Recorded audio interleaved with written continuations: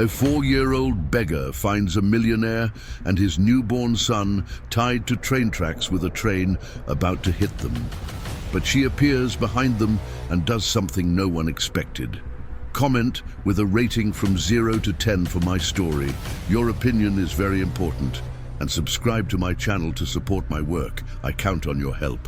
The sweltering sun of the Arizona desert beat mercilessly on the dusty streets of Scottsdale when Willow Santos, just 4 years old, dragged her torn plastic bag in search of cans and bottles to sell. Her bare feet knew every stone, every crack in the sidewalks of the city's outskirts, and her worn-out little dress told the story of nights spent sleeping rough and days searching for the next meal. Willow had lost her mother, Rose, 2 years ago, when she was just 2 years old. The woman simply disappeared one morning, leaving only a fragmented memory of lullabies and the scent of cheap soap. Since then, the girl had lived on the streets, surviving on the occasional kindness of strangers and her own ability to find things that others discarded. On that suffocating afternoon in March, she took a different path than usual.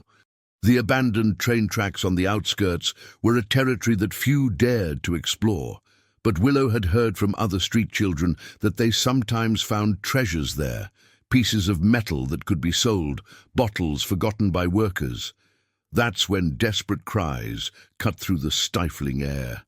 At first, Willow thought it was the moaning of the wind passing through the rusty tracks, but something in her childish heart made her approach. The sound was human, filled with an anguish she recognized. It was the sound of someone in real danger. Walking cautiously between the weed-covered tracks, she saw a scene that would be etched in her memory forever. A man in a suit, even dirty and torn, still showing expensive quality, was tied together with a baby of a few months to the iron rails. The ropes were thick, professional, made by someone who knew exactly what they were doing.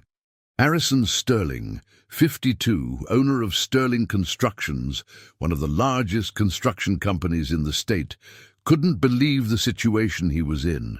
Just a few hours earlier, he had been in his mansion in Paradise Valley, the most exclusive neighborhood in Scottsdale, when his wife Bethany had insisted that he take little Nolan, 3 months old, for a medical consultation at a remote clinic.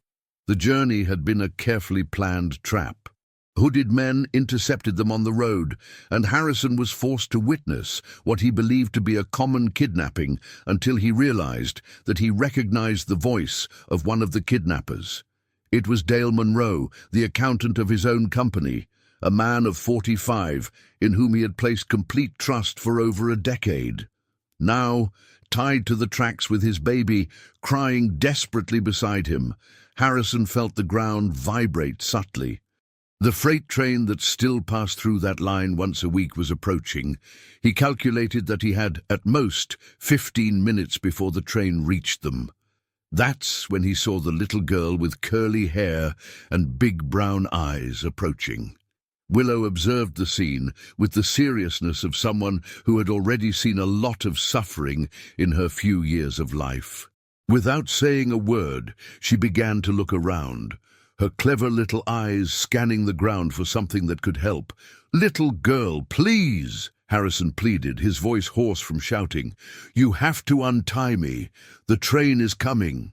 Willow found a sharp piece of metal, probably a fragment of some old construction, and began to work on the ropes with the determination of someone who fought for survival every day. Her small hands moved with precision, cutting thread by thread, while baby Nolan cried louder and louder as if sensing the danger. Time seemed to be running against them. Harrison felt the vibrations in the track becoming more intense, and in the distance he could already hear the metallic noise of the train approaching. Willow worked in silence, concentrated, her little hands already hurt by the cutting metal. But she didn't stop. When she finally managed to cut the ropes that bound Harrison, the girl immediately turned to the baby.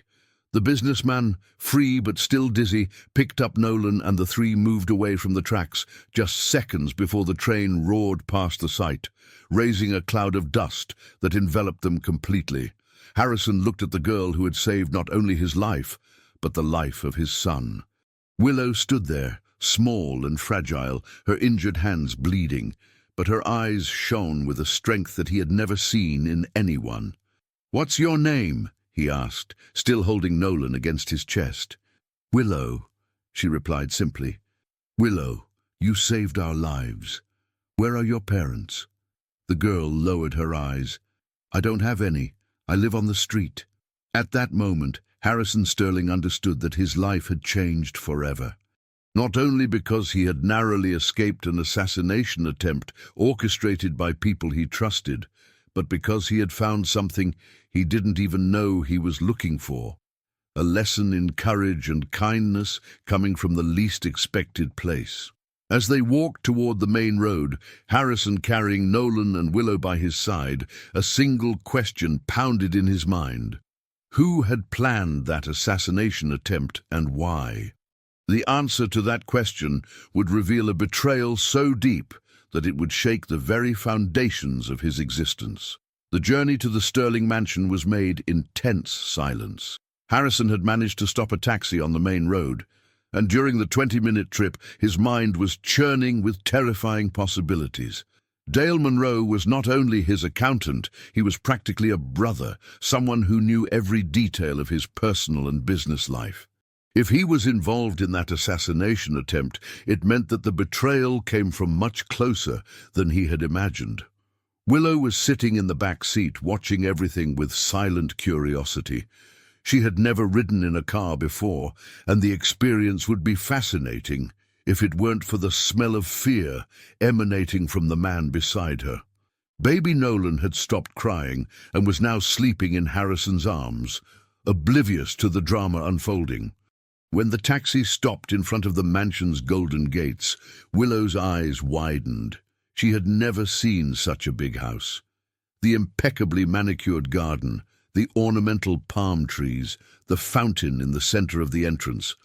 All this seemed to have come out of a dream. For a child who slept in awnings and under bridges, that vision was almost unreal. Harrison paid the driver and, holding Nolan with one arm, reached out to Willow. "Come on. You're going to stay here with me until we sort this situation out." The girl hesitated for a moment. In her 4 years of life on the streets, she had learned to distrust adults who made promises, even those who seemed kind. But something in Harrison's eyes reassured her. There was genuine gratitude there, mixed with a vulnerability she recognized. The gates opened automatically when Harrison entered the code, and they walked along the cobblestone driveway towards the main entrance. That's when the house door opened abruptly, revealing a blonde woman of 31, wearing a blue silk robe, her face twisted into an expression of theatrical panic. "Oh my God, Harrison, where were you? I'm worried sick!" Bethany Sterling shouted, running towards her husband with open arms. Harrison recoiled instinctively, protecting Nolan against his chest.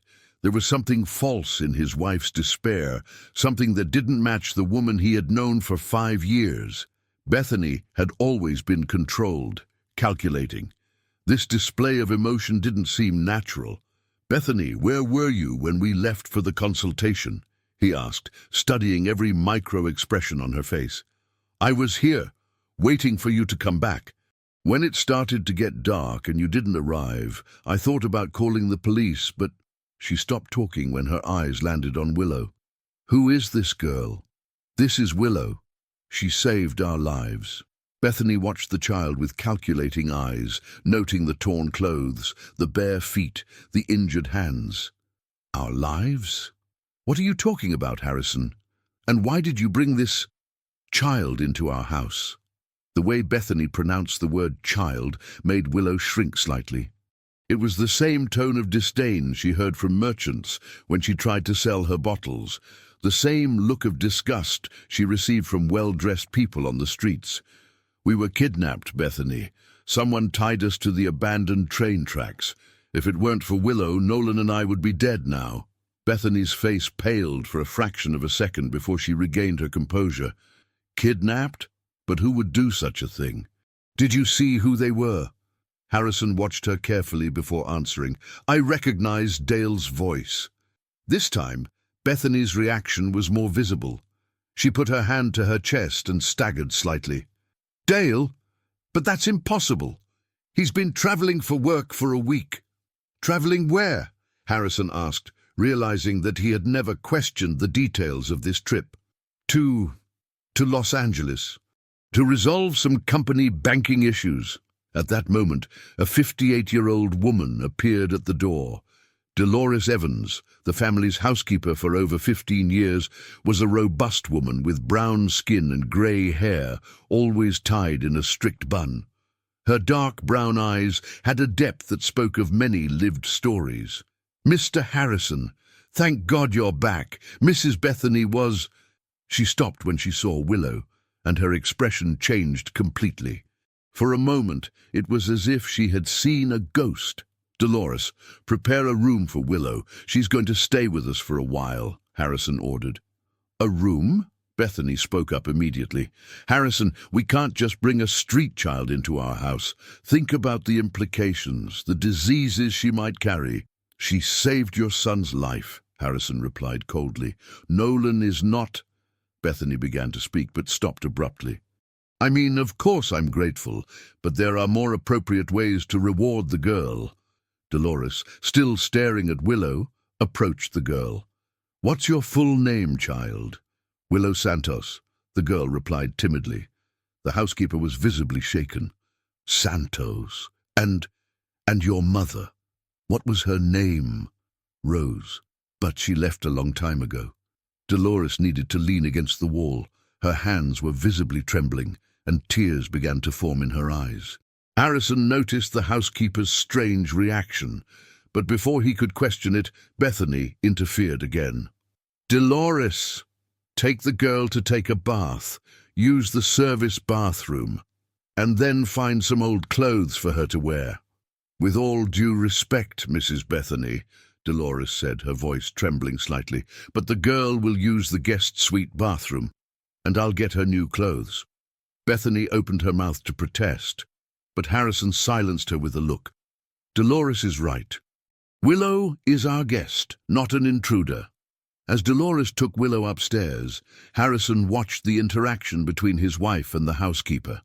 There were tensions there that he had never noticed before. In fact, since the incident on the tracks, it seemed that he was seeing his own house and the people in it with completely new eyes. "Harrison, I need to talk to you alone," Bethany said, taking his arm. "Later. First, I'm going to put Nolan in the crib and check if he's okay. He's perfectly fine. Stop being so dramatic." The irritation in Bethany's voice surprised Harrison. For a mother whose baby had just gone through a traumatic experience, she seemed strangely unconcerned about Nolan's well-being. Upstairs, Dolores prepared a warm bath for Willow, her hands still trembling slightly. As the girl bathed, the housekeeper allowed herself a few moments of silence to process what had happened. Willow Santos, Rose's daughter. The coincidences were impossible to ignore. "Dolores," Willow called from the bathtub, "why are you crying?" The housekeeper quickly dried her tears. "It's nothing, honey. It's just that you remind me of someone I knew a long time ago. Someone special, very special." When Willow got out of the bath, wrapped in a soft towel that was bigger than herself, Dolores had separated some clothes that belonged to the children of Bethany's friends, children who occasionally visited the mansion, a light pink dress and small sandals that fit perfectly.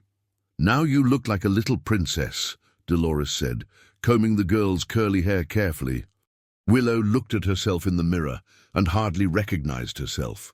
Clean, dressed in nice clothes, she really looked like a different child.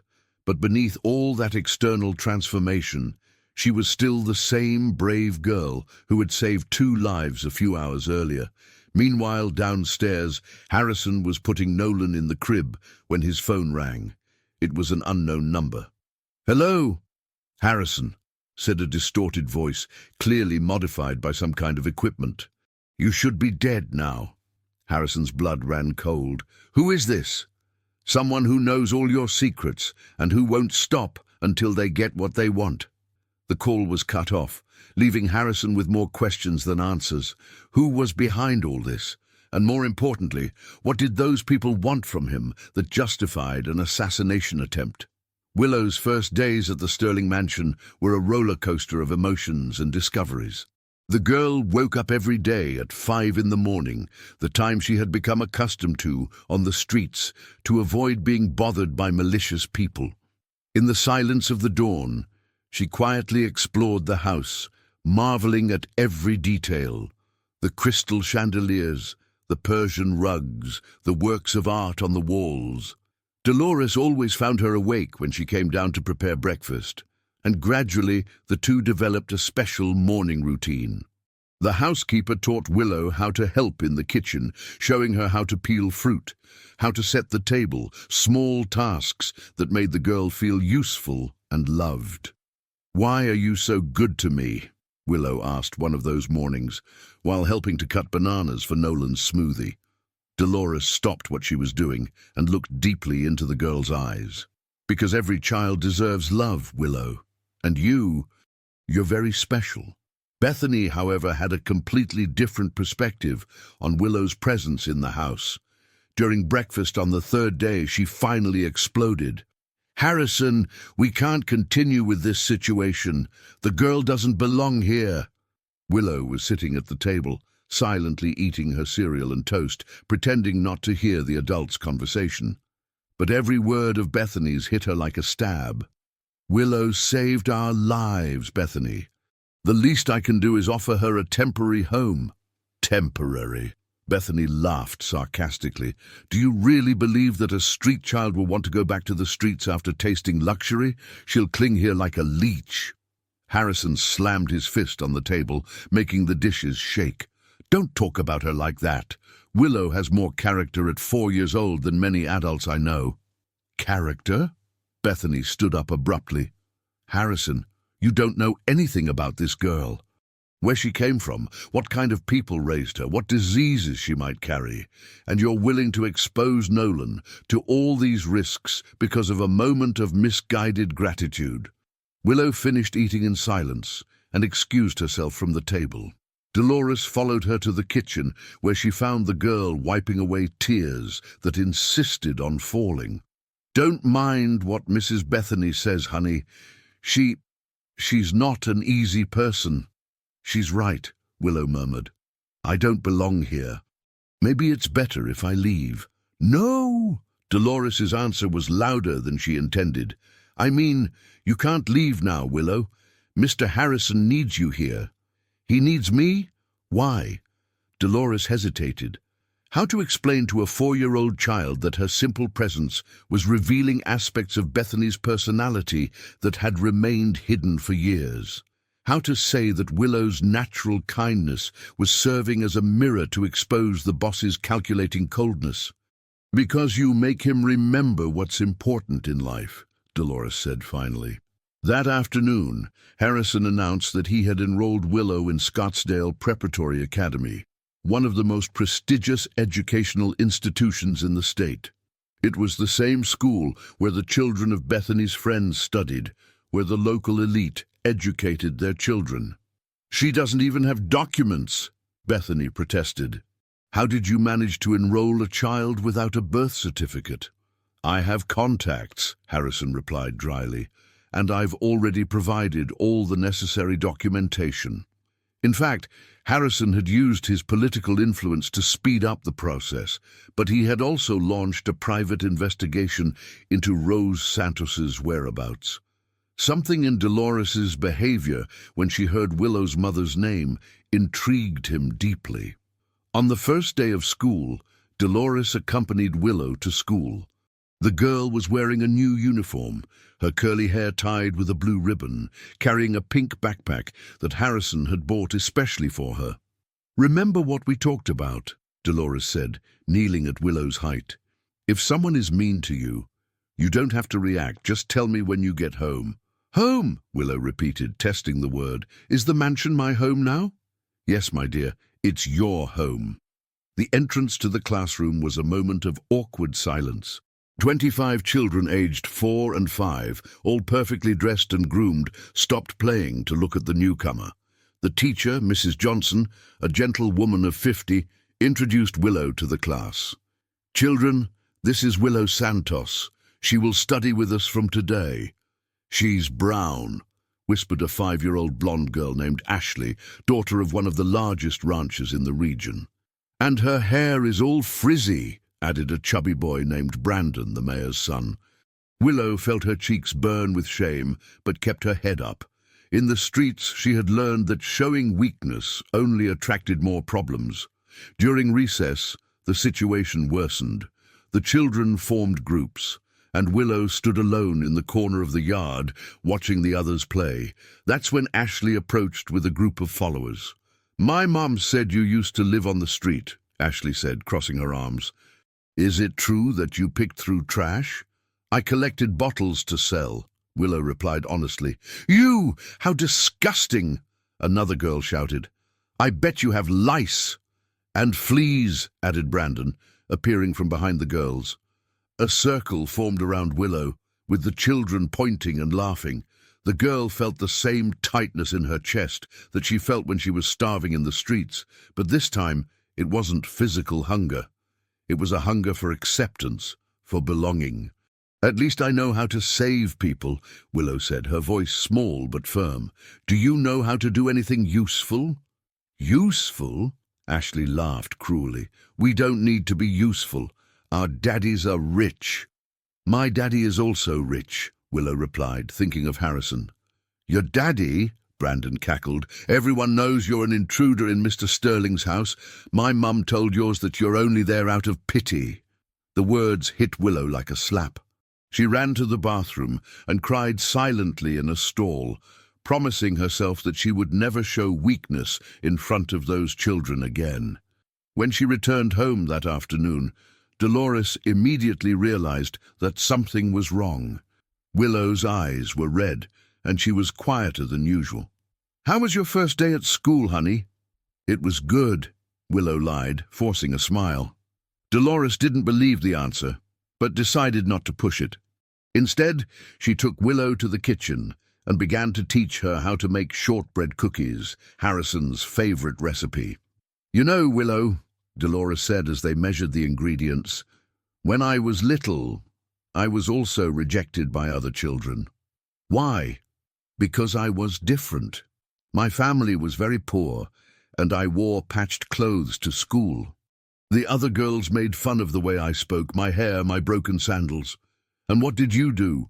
I learned that people who judge others by their appearance or social status are small people inside, and that being different isn't bad, it's special." Willow absorbed every word like a sponge. "Do you think I'm special?" "Very special," Dolores replied, kissing the girl's forehead. "More special than you imagine." That night during dinner, Harrison noticed that Willow was quieter than usual. "How was school today?" "It was good," she replied automatically. Bethany, who had spent the afternoon on the phone with friends gossiping about the situation, couldn't contain herself. "I imagine how the other children reacted. Children from traditional families are not usually very receptive to outsiders." "Bethany," Harrison warned. "What? I'm just being realistic. Willow needs to understand that there are social differences in this world. There's no point in creating unrealistic expectations." Willow looked at Bethany with a disturbing maturity for a 4-year-old child. "I know I'm different, but different doesn't mean worse." The answer caught Bethany off guard. There was a dignity in the girl's voice that disturbed her deeply. It was as if that little child could see through all her masks and pretensions. After dinner, Harrison took Willow to the garden. They sat on the edge of the fountain, watching the goldfish swimming in circles. "Willow, if someone at school is mean to you, you can tell me. I promise I'll fix it." The girl was silent for a moment, watching the fish. "Mr. Harrison, why did you bring me here? Because you saved my life. But now I'm safe. Why don't you let me go?" Harrison felt his heart clench. "Do you want to leave?" "No," Willow answered honestly. "But maybe it's better for everyone." "Why do you say that?" "Because Mrs. Bethany doesn't like me, and the kids at school don't either. Maybe I only bring trouble." Harrison took Willow's small hands in his. Listen carefully to what I'm going to tell you, Willow. You don't bring trouble. You reveal problems that already existed, and that's very different. That night, after Willow fell asleep, Harrison found Dolores in the kitchen, preparing the dough for bread for the next day. Dolores, I need to ask you something. Why were you so shaken when you learned Willow's mother's name? The housekeeper stopped kneading the dough, her hands becoming still on the wooden board. Mr. Harrison, there are things from the past that are sometimes better left buried. But sometimes the past comes back to find us, doesn't it? Dolores looked him in the eyes, and Harrison saw tears forming there. Sometimes, yes, sir. Sometimes the past comes back in ways we never imagined. 2 weeks had passed since Willow's arrival at the mansion, and the house routine had settled into a tense equilibrium. The girl continued to face difficulties at school, but had found refuge in Dolores's company and in the special moments she shared with Harrison after work. That Saturday morning, Bethany had left early for the hair salon, taking Nolan with her so as not to bother anyone at home, as she had said in a particularly acidic tone. Harrison took the opportunity to spend the morning with Willow in the garden, teaching her to feed the fish in the fountain and showing her the different flowers that Dolores cultivated. "Mr. Harrison," Willow said, while watching a butterfly perched on a red rose, "can I ask a question? You can ask as many as you want. Why doesn't Mrs. Bethany like me?" Harrison sighed, searching for suitable words for a 4-year-old child. "Sometimes, Willow, people get scared when something changes very quickly in their lives. Bethany is getting used to you. But I don't want to hurt anyone. I know, little one. And that's exactly why you're so special." Around noon, Harrison received an urgent call from the company. One of the buildings under construction had presented structural problems, and his presence was needed immediately. He left Willow in Dolores's care, promising to be back for lunch. "Dolores, I'll solve this quickly. Take good care of our princess." "Of course, Mr. Harrison, don't worry." After Harrison left, Dolores needed to answer a delivery at the front door. Willow, curious as any child, decided to explore the house. There were many rooms she didn't know well, especially upstairs where the bedrooms were located. Walking down the hall, she stopped in front of the half-open door of Bethany and Harrison's room.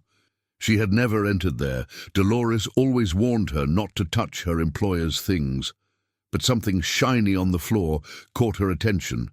It was a pearl earring that had rolled under the dresser. Willow entered the room just to return the earring to its place, but when she bent down to pick it up, she saw a leather folder hidden under the furniture, partially open with papers scattered. Her childish curiosity spoke louder. Willow pulled the folder and sat on the floor to examine its contents. There were many papers with numbers and letters that she couldn't read, but some things caught her attention. Photographs. The first photos showed Bethany in places that Willow didn't recognize, always accompanied by a man who wasn't Harrison. The man was shorter, bald, wore glasses. In some photos they were hugging, in others kissing. Willow continued flipping through the papers when she found something that made her freeze. Documents with the name Dale Monroe written in large letters at the top. She recognized some letters of the name because Dolores had begun to teach her the alphabet. It was the same name that Harrison had mentioned as being the man who had betrayed him. There was also a paper with strange drawings. It looked like a map with arrows and markings, and large numbers written by hand, followed by dollar signs. "What are you doing there?" Bethany's icy voice made Willow jump in fright. The woman was standing in the doorway of the room, with Nolan in her arms, her face twisted into a mask of fury. I was just returning your earring," Willow stammered, pointing to the pearl that had rolled away. Bethany entered the room and kicked the door, closing it with force. "Don't lie to me, you brat. You were messing with my things." "I wasn't messing. I just saw the papers on the floor and decided to snoop." Bethany put Nolan in the crib carelessly and approached Willow, who shrank against the wall. "Did you see anything you shouldn't have seen?" "I can't read well," Willow said, trembling. "Of course not. You're an illiterate street urchin." Bethany quickly gathered all the papers, putting them back in the folder with nervous movements. "But even a dumb kid like you can recognize photos, can't you?" Willow didn't answer, but her big eyes betrayed that she had seen the photographs. "Listen carefully, you little pest," Bethany said, crouching down to be at Willow's height, her voice low and threatening. "If you tell Harrison anything about what you saw here, I'll make your life a living hell. You'll go back to the street faster than you imagine." "I won't tell anything," Willow whispered. "You better not, because if you do, it won't just be you who suffers. That old Dolores, who likes you so much, will also pay dearly." The threat against Dolores hit Willow more deeply than any threat against herself. The housekeeper had become the most important person in her life, the only one who offered her genuine affection in that house. "Now get out of my room and never come here again." Willow ran out, but didn't go to her room. Instead, she ran downstairs to the kitchen, where she found Dolores preparing lunch. "Goodness, child, why do you look so scared?" Willow looked at Dolores, remembering Bethany's threats. How could she tell what she had seen without putting the housekeeper in danger? How could she keep such a heavy secret in her little 4-year-old heart? "It was nothing, Dolores. I just tripped on the stairs." Dolores didn't believe the explanation, but realized that Willow wasn't ready to talk about what had really happened. "Come here, honey. Let's make a very cold guava juice to cool off." While Dolores prepared the juice, Willow sat on a stool, processing what she had discovered. Even being very young, she understood that she had stumbled upon something important and dangerous. The photos of Bethany with another man, the papers with the name of the man who had tried to hurt Harrison, all that was connected in some way. "Dolores," she said finally, "if I knew something that could hurt Mr. Harrison, should I tell him?" The housekeeper stopped stirring the juice and looked carefully at Willow. "Why do you ask?" It's just a question. Willow, if you know something that can harm someone we love, it's always better to tell. Keeping dangerous secrets can hurt even more people. Even if someone has told me not to tell.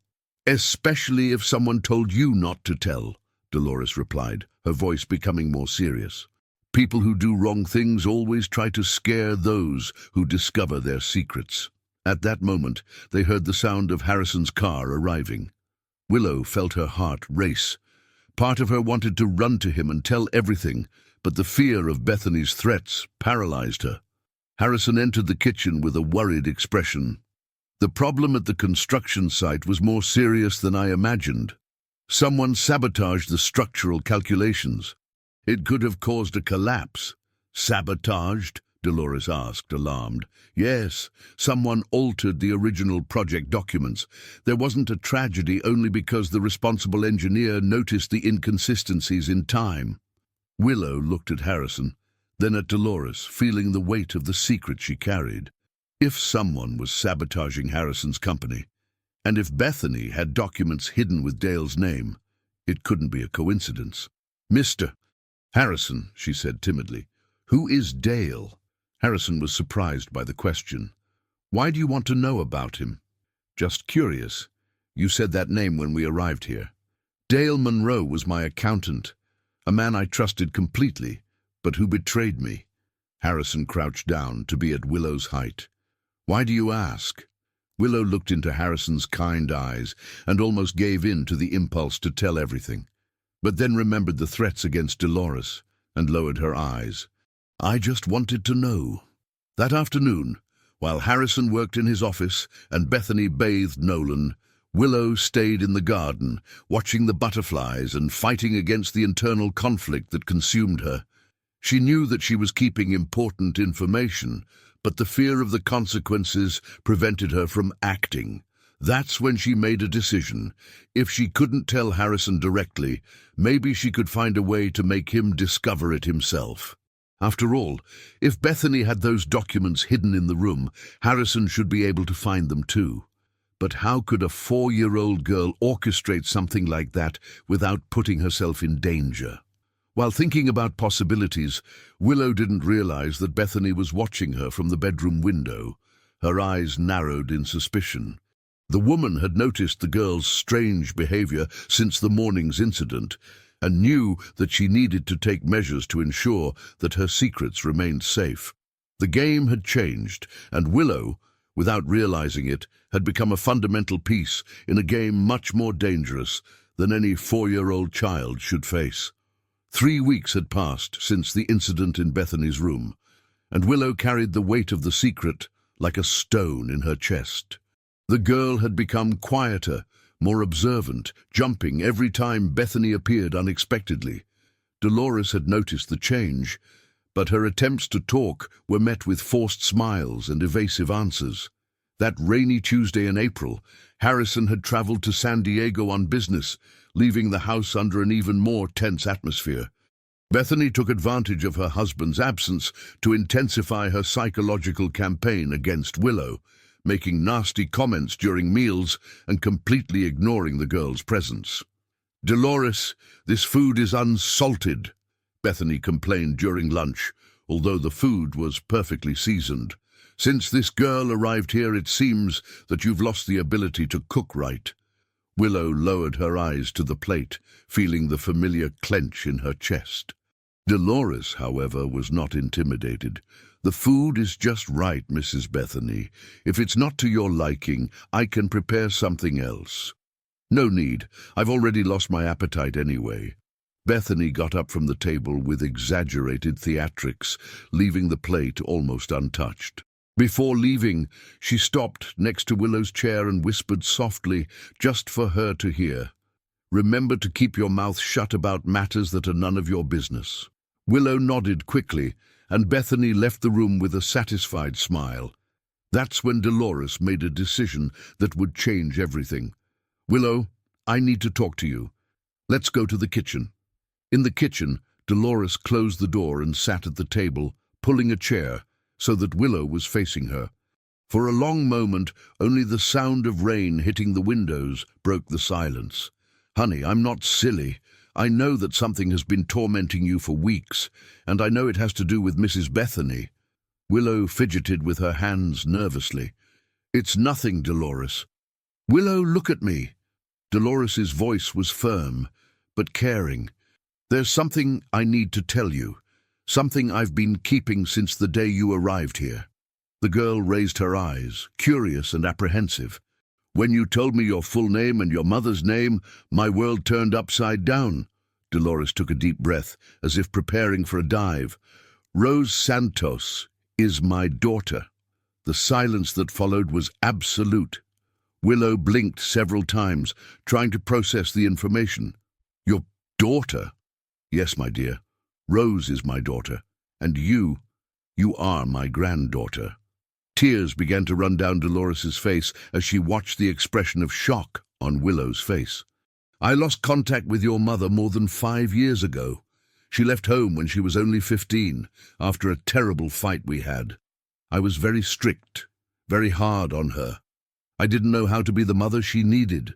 Willow continued in silence, trying to fit the pieces of this revelation into her 4-year-old mind. "Rose was dating an older boy, 20 years old, who I didn't approve of. When I found out she was pregnant, I said terrible things, things that a mother should never say to a daughter." Dolores wiped her tears with the back of her hand.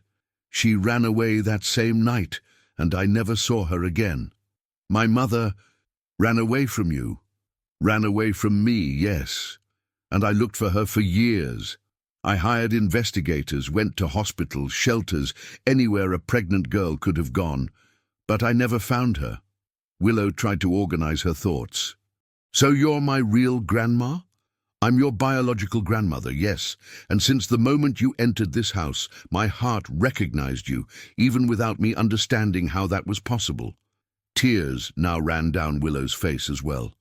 All her life, she had dreamed of having a family, of belonging to someone for real, and discovering that Dolores, the person who had loved her the most in that house, was her grandmother, seemed like a miracle. "Why didn't you tell me before?" "Because I needed to be sure, and because—" Dolores hesitated. "Because I'm afraid of what would happen if Mrs. Bethany found out." "Why would she care?" "Because, my dear, If you are my granddaughter, it changes a lot of things. Mr. Harrison has a good heart, and if he knew that you are family of someone who has worked for him for 15 years, family of someone he trusts, well, your position in this house would be much more secure. It was at that moment that Willow understood the dimension of what Dolores was saying. Bethany didn't want her to be safe in that house. Bethany wanted her to continue being just a temporary intruder, someone who could be sent away at any moment. Dolores. "Grandma," Willow said, testing the word, "can I tell you a secret?" "You can tell me anything, my granddaughter." And then, like a dam that breaks, Willow told everything. The documents she had found, the photos of Bethany with Dale, the threats she had received, the fear she felt every day. Dolores listened to everything in silence, her face becoming increasingly somber. When Willow finished, the housekeeper was silent for several minutes, processing the information. "My dear, you were very brave to tell me this, and now I understand why you were so scared. Do you think I should tell Mr. Harrison? I think we need to be very careful. Bethany is a dangerous person, and if she finds out that you told me—" At that moment, the sound of footsteps in the room made them freeze. Bethany had returned and was approaching the kitchen. "Quickly," Dolores whispered, "let's pretend we're making cookies." She ran to get flour and eggs, while Willow climbed onto a stool as if she were helping. When Bethany entered the kitchen, she found an apparently innocent scene of grandmother and granddaughter cooking together. "What are you doing?" "Shortbread cookies for when Mr. Harrison returns," Dolores answered naturally. Bethany watched the two with suspicious eyes. There was something different in the air, an intimacy between Dolores and Willow that wasn't there before. "Dolores, I need you to wash Nolan's clothes right away. Some are stained." "Of course, Mrs. Bethany. I'll take care of that now." "And you, girl," Bethany said, looking directly at Willow, "stop bothering Dolores. She has work to do." "She's not bothering me," Dolores said firmly. "Willow is helping me." Bethany noticed the defensive tone in the housekeeper's voice, and her eyes narrowed. "Since when do you care so much about this girl?" "Always. Every child deserves love." "Love?" Bethany laughed coldly. "Dolores, you're getting too sentimental. Be careful not to get too attached to something temporary." The implicit threat in the phrase didn't go unnoticed by either of them. After Bethany left, Dolores and Willow looked at each other. "Grandma," Willow whispered, "she suspects something." "Maybe. But now that I know the truth about what she's doing, we're going to find a way to protect you and Mr. Harrison." "How?" "First, we'll find out where she hides those documents. Then, we'll figure out a way for Mr. Harrison to find them without suspecting it was us." That afternoon, while Bethany went out for her social activities, Dolores and Willow developed a careful plan. Willow would show exactly where she had seen the documents, and Dolores would find a way to make Harrison discover them. "But what if she finds out it was us?" Willow asked, worried. "She won't find out. We're a team now, you and me, a real family." For the first time in weeks, Willow smiled genuinely. Having discovered that Dolores was her grandmother had changed everything. She was no longer alone in the world, no longer just an intruder in the Sterling's house. "Grandma," she said, hugging Dolores tightly, "I love you.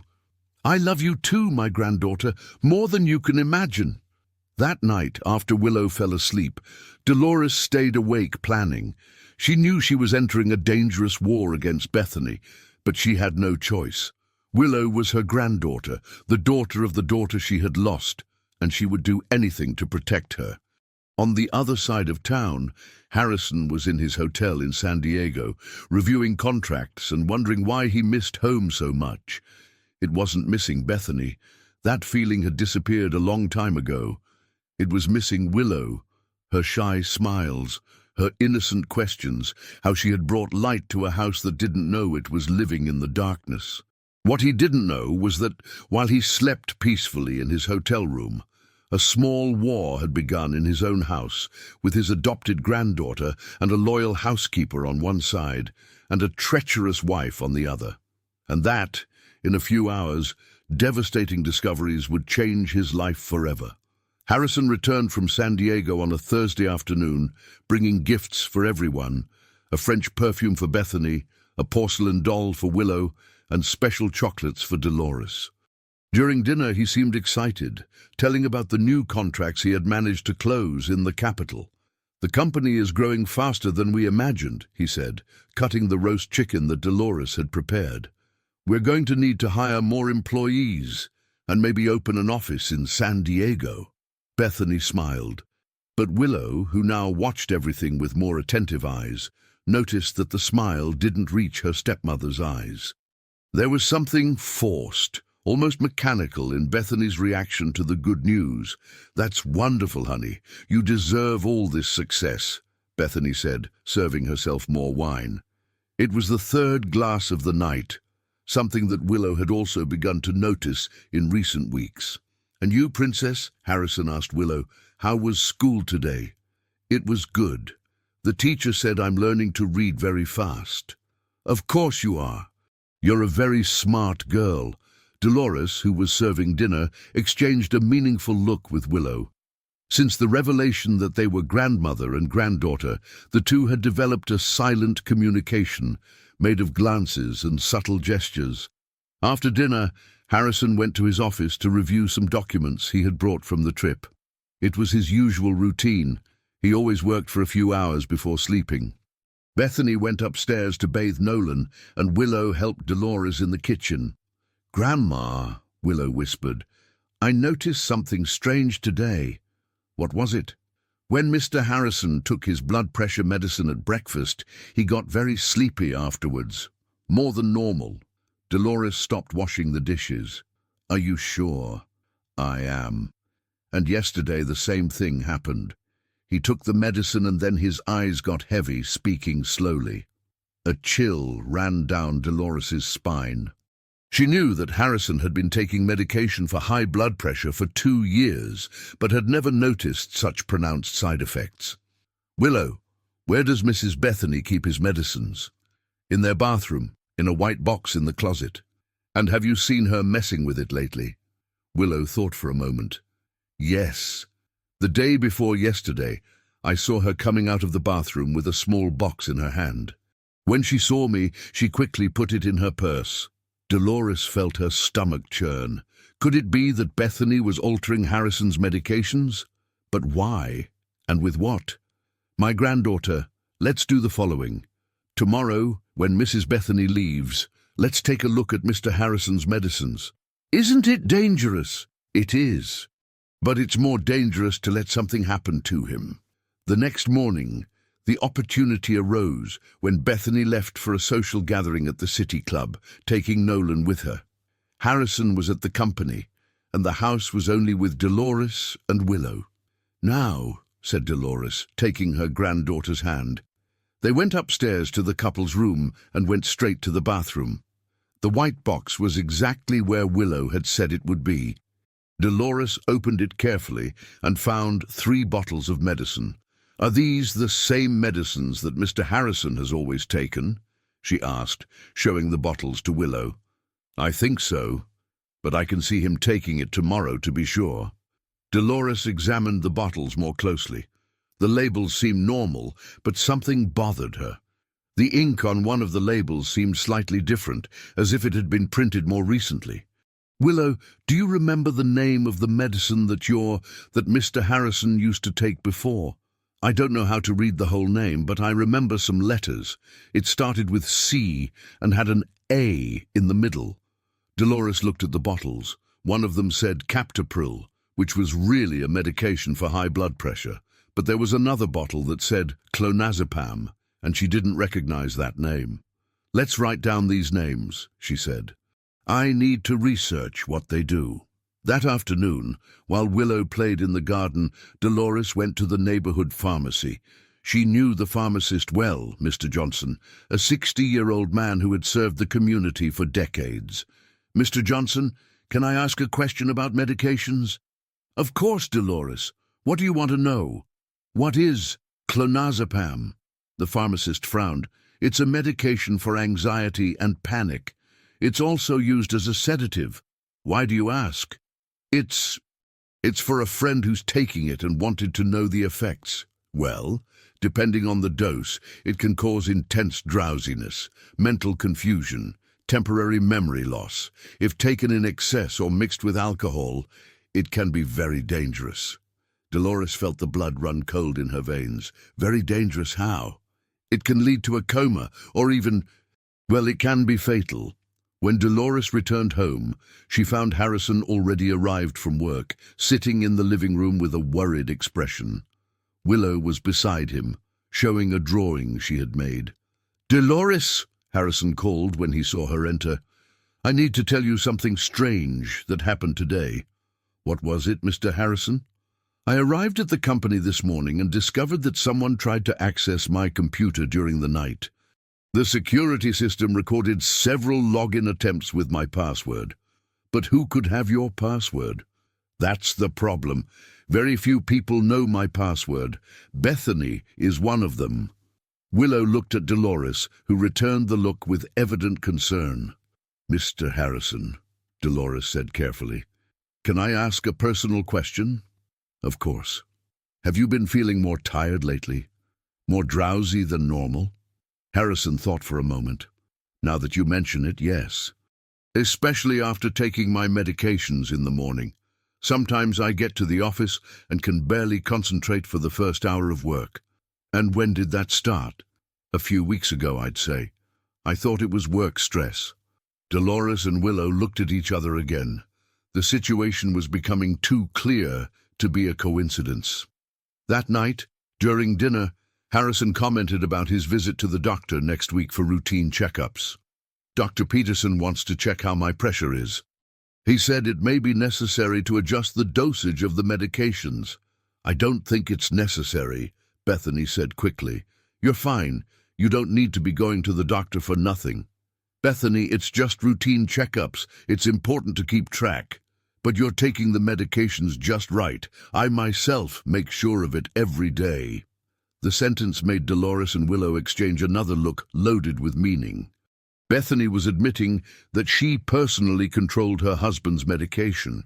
After dinner, while Harrison worked and Bethany watched television, Dolores took Willow to the garden. "My granddaughter, I think we've discovered something very serious.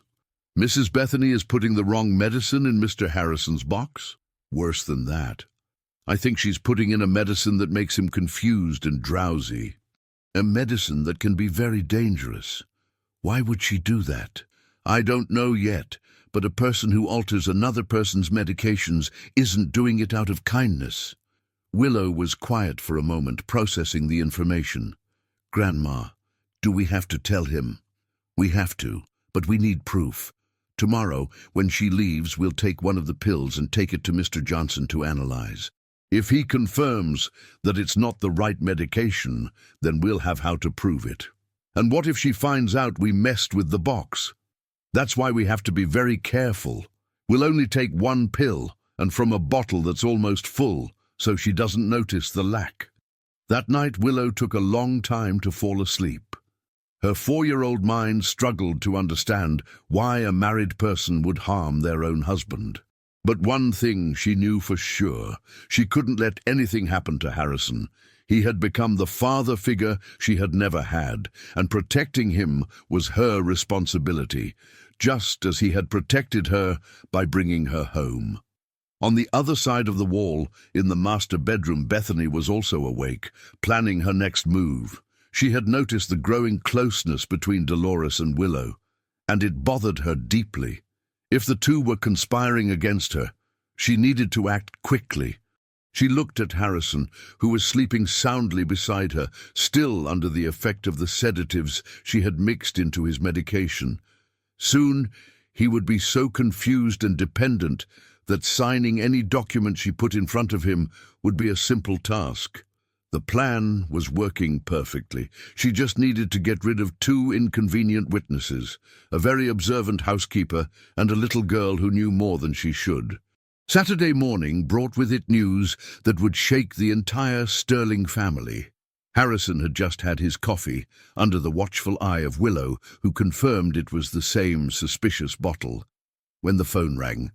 It was Detective Harding, responsible for the Scottsdale Police District. "Harrison, I need to communicate something serious. Dale Monroe was found dead on a side road about 25 miles from here." "Car accident?"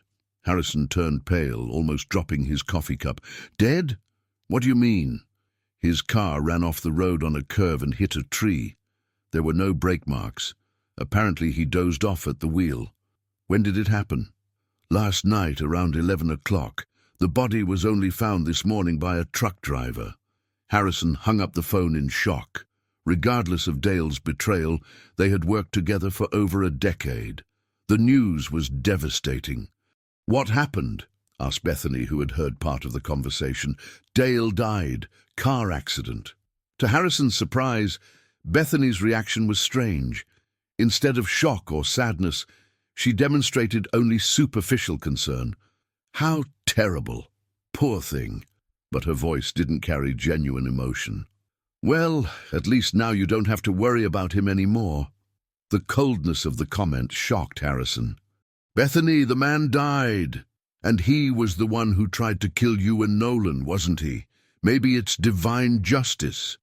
Willow, who was watching everything from the corner of the room, noticed something that the adults didn't realize. The evident relief on Bethany's face when she learned the news. It wasn't sadness or surprise. It was poorly disguised satisfaction. Dolores, who was cleaning the nearby room, also heard the conversation and was disturbed by the boss's reaction. When Harrison left to resolve funeral matters and Bethany went to the bedroom, she approached Willow. "Did you see what I saw?" whispered Dolores.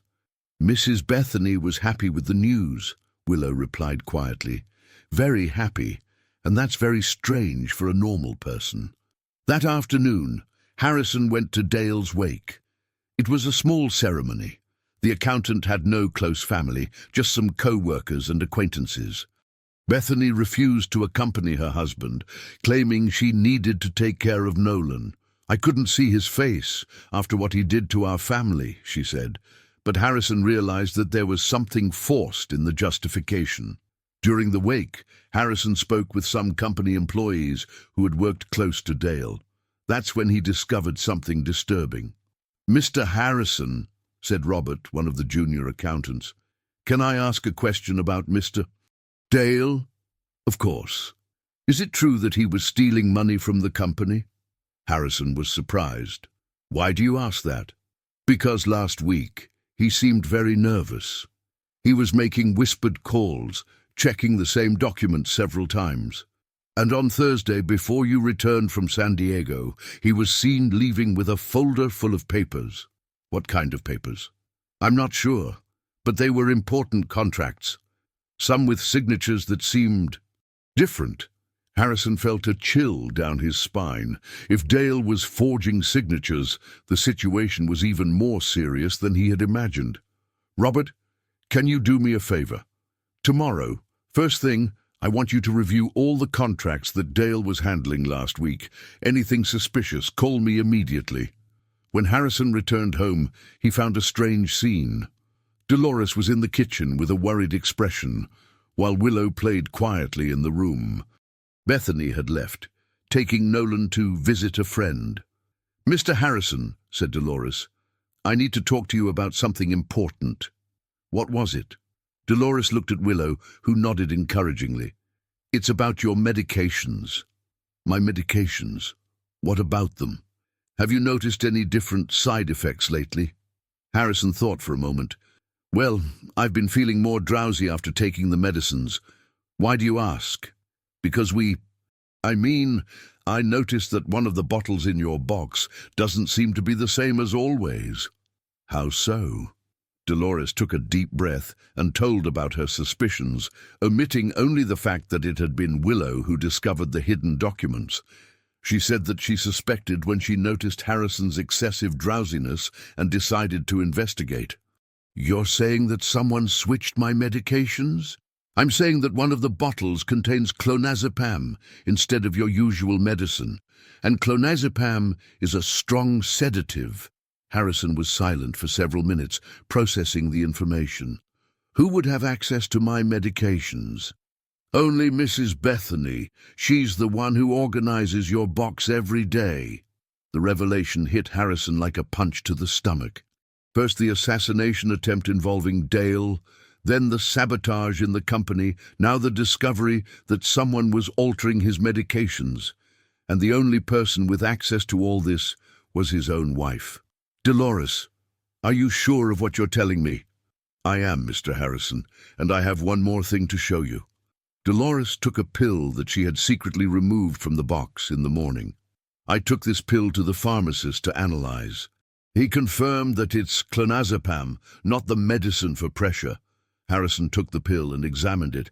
It looked identical to the others, but now that he knew what to look for, he could see small differences in color and texture. "How long could this have been happening?" "I don't know for sure, but your drowsiness started a few weeks ago, coinciding with other changes in Mrs. Bethany's behavior." "What changes?" Dolores hesitated, looking at Willow, who encouraged her with a nod. "She has been drinking more wine during meals. She has been going out more often alone. And—" She stopped, not knowing how to continue. "And what, Dolores?" "And she has been treating Willow with a hostility that isn't normal. A hostility that goes beyond not liking children." Harrison looked at Willow, who was sitting on the sofa pretending to read a children's book, but clearly paying attention to the conversation. "Willow, come here," he said gently. The girl approached, and Harrison crouched down to be at her height. "Princess, has Bethany been bad with you?" Willow looked at Dolores, who nodded encouragingly. "Sometimes." "How so?" "She says I don't belong here, that I'm an intruder." "And, Willow hesitated. "And what?" "And she told me to never tell you certain things." "What kind of things?" Willow looked again at Dolores, who gestured for her to tell everything, and then, for the second time in a few days, Willow revealed her discovery of the documents in Bethany's room. When she finished, Harrison was visibly shaken. The pieces of the puzzle were fitting together in a terrifying way. Bethany not only knew about Dale's plan, she was actively involved. And now, with Dale dead, she was the only one left to execute whatever the final plan was. "Harrison, I'm home." Bethany's voice echoed from the hall. "Quickly," Harrison whispered to Dolores and Willow. "Let's pretend nothing happened. But from now on, I'm not taking any more medication that she gives me. And you, Willow, don't stay alone with her at any time." Bethany entered the room with Nolan in her arms, smiling in an exaggerated way. "How was the wake?" "Sad," Harrison replied, studying his wife's face. "Dale seemed to have many secrets." "What kind of secrets?" "Financial problems, forged documents, things I'm just beginning to discover." Harrison carefully observed Bethany's reaction. For a fraction of a second, he saw panic in her eyes before she regained her composure. "Well, fortunately, that's not our problem anymore," she said, handing Nolan to Dolores. "I'm going to take a bath." When Bethany went upstairs, Harrison turned to Dolores and Willow. "Tomorrow I'm going to look for a lawyer, and I'm going to hire a private investigator to find out exactly what Bethany and Dale were planning." "And what if she finds out we know?" asked Dolores. "That's why we're going to be very careful. But one thing I promise, I'm not going to let her hurt any of you." That night, after everyone went to sleep, Bethany stayed awake for hours, staring at the ceiling. Dale's death had been convenient, eliminating the only person who could directly incriminate her. But now she realized that Dolores and Willow were becoming a bigger problem than she had imagined. It was time to accelerate her plans and get rid of all the inconvenient witnesses before it was too late. On the Monday following Dale's death, Harrison woke up with an iron determination. He had spent the night sleepless, mentally reviewing all the suspicious events of the past months, and now he was sure that he needed to act quickly. He pretended to take his medications in front of Bethany, but discreetly spat them into the towel after she left the bathroom. "I need to go to the company earlier today," he announced during breakfast. "Robert is going to show me some documents that Dale was handling." "What kind of documents?" asked Bethany, trying to sound casual, but Willow noticed the tension in her voice. "Contracts, signatures, technical things that you wouldn't be interested in." Bethany forced a smile. "Of course not. I leave the business to you." After Harrison left, Bethany announced that she needed to go shopping in the city and would take Nolan with her. "Dolores, can you take care of the girl while I'm out?" "Of course, Mrs. Bethany." As soon as Bethany's car disappeared down the street, Dolores turned to Willow. "My granddaughter, now that we know that Mr. Harrison believes in us, it's time for us to find more proof. Are we going to look for the documents in her room?" "Yes, but very carefully. If she hid the papers you saw before, she may have hidden them somewhere else." They went upstairs to the master bedroom and began a systematic search. Dolores checked the closet while Willow looked under the bed and behind the furniture. That's when the girl made an unexpected discovery. "Grandma, look at this!" Behind the dressing table, Willow had found a folder different from the one she had seen before. This one was smaller, more discreet, and was attached with duct tape to the back of the furniture. Dolores opened the folder carefully and turned pale with what she found. There were bank transfer documents, all in Bethany's name, showing regular deposits from an account she didn't recognize. Even more disturbing, there were copies of birth certificates. "My God," Dolores murmured, examining the papers. "What is it, Grandma?" "Willow, this birth certificate is of baby Nolan." "And what's wrong with it?" Dolores showed the document to Willow, pointing to the parents' names. "Look here, the father's name is not Harrison Sterling, it's Dale Monroe." Willow's eyes widened. "You mean the baby isn't Mr. Harrison's son?" "Exactly. Nolan is the son of Bethany with Dale." The revelation was devastating. It meant that Bethany had deceived Harrison since the baby's birth, making him believe that he was the father of a child who was actually the fruit of her betrayal. "There are more things here," said Dolores, continuing to examine the documents. There was a power of attorney already filled out, waiting only for Harrison's signature, that would transfer all assets of Sterling Constructions to Bethany. There was also a false will, supposedly signed by Harrison, leaving everything to his wife in case of his death. "Grandma, was she planning to kill Mr. Harrison from the beginning?" "It seems so, my dear. First she tried with Dale's help on the tracks. When that didn't work, she started poisoning him slowly, probably hoping that he would get confused enough to sign these documents. And now that Dale is dead, now she's alone, which makes her even more dangerous." Dolores photographed all the documents with her old cell phone, taking care not to change the position of anything. When they finished, they put the folder back exactly where it was. "Willow, let's take these photos to Mr. Harrison right now." They ran downstairs and Dolores called the company. "Mr. Harrison, it's Dolores. Can you come home urgently? We've discovered something very important." "I'm on my way." While they waited, Dolores and Willow sat in the kitchen, both trembling at the magnitude of what they had discovered. The doorbell rang 20 minutes later, and they ran to open it. But it wasn't Harrison. It was Bethany, who had forgotten her wallet and returned to pick it up. "Why do you two look so scared?" she asked, watching them with suspicious eyes. "It's nothing, Mrs. Bethany.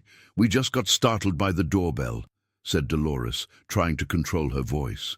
Bethany watched them for a few more seconds before going upstairs to get her wallet. Dolores and Willow stood paralyzed in the room, listening to her footsteps upstairs. When Bethany came down, she seemed even more suspicious. "Where's Harrison?" "He doesn't usually come home at this hour. He said he had something to resolve," Dolores replied vaguely. "What kind of thing?" "I don't know, Mom. I didn't ask." Bethany stared at them for a moment that seemed eternal. Then, without saying anything else, she left home again. 5 minutes later, Harrison arrived. Dolores greeted him at the door with visible urgency. "Mr. Harrison, we found terrible things." "What things?" Dolores showed the photos on her cell phone, explaining each document. When she came to Nolan's birth certificate, Harrison gasped. "Nolan is not my son." "No, sir, it's her son with Dale." Harrison sat down heavily on the sofa, holding his head in his hands. "I loved that baby as if he were my own blood." "And he can still be your son, Mr. Harrison," said Willow, approaching him. "Of the heart. Like I'm your daughter of the heart." The simplicity and purity of Willow's words touched Harrison deeply. She was right. Being a father went far beyond biological ties. "You're right, Princess. Nolan is my son, regardless of who the biological father is." "And those other documents?" asked Dolores, showing the powers of attorney and the false will. "She was planning everything from the beginning," said Harrison, studying the papers. "The wedding, the pregnancy, everything was a farce to get my money. And when she discovered that you survived the attack on the tracks, she started poisoning you slowly," completed Dolores, "to leave me confused enough to sign these documents." Harrison looked at the two women who had become his real family. "You saved my life. Again." At that moment, they heard the sound of a car arriving. It was Bethany, returning once more. "Hide the phone," whispered Harrison.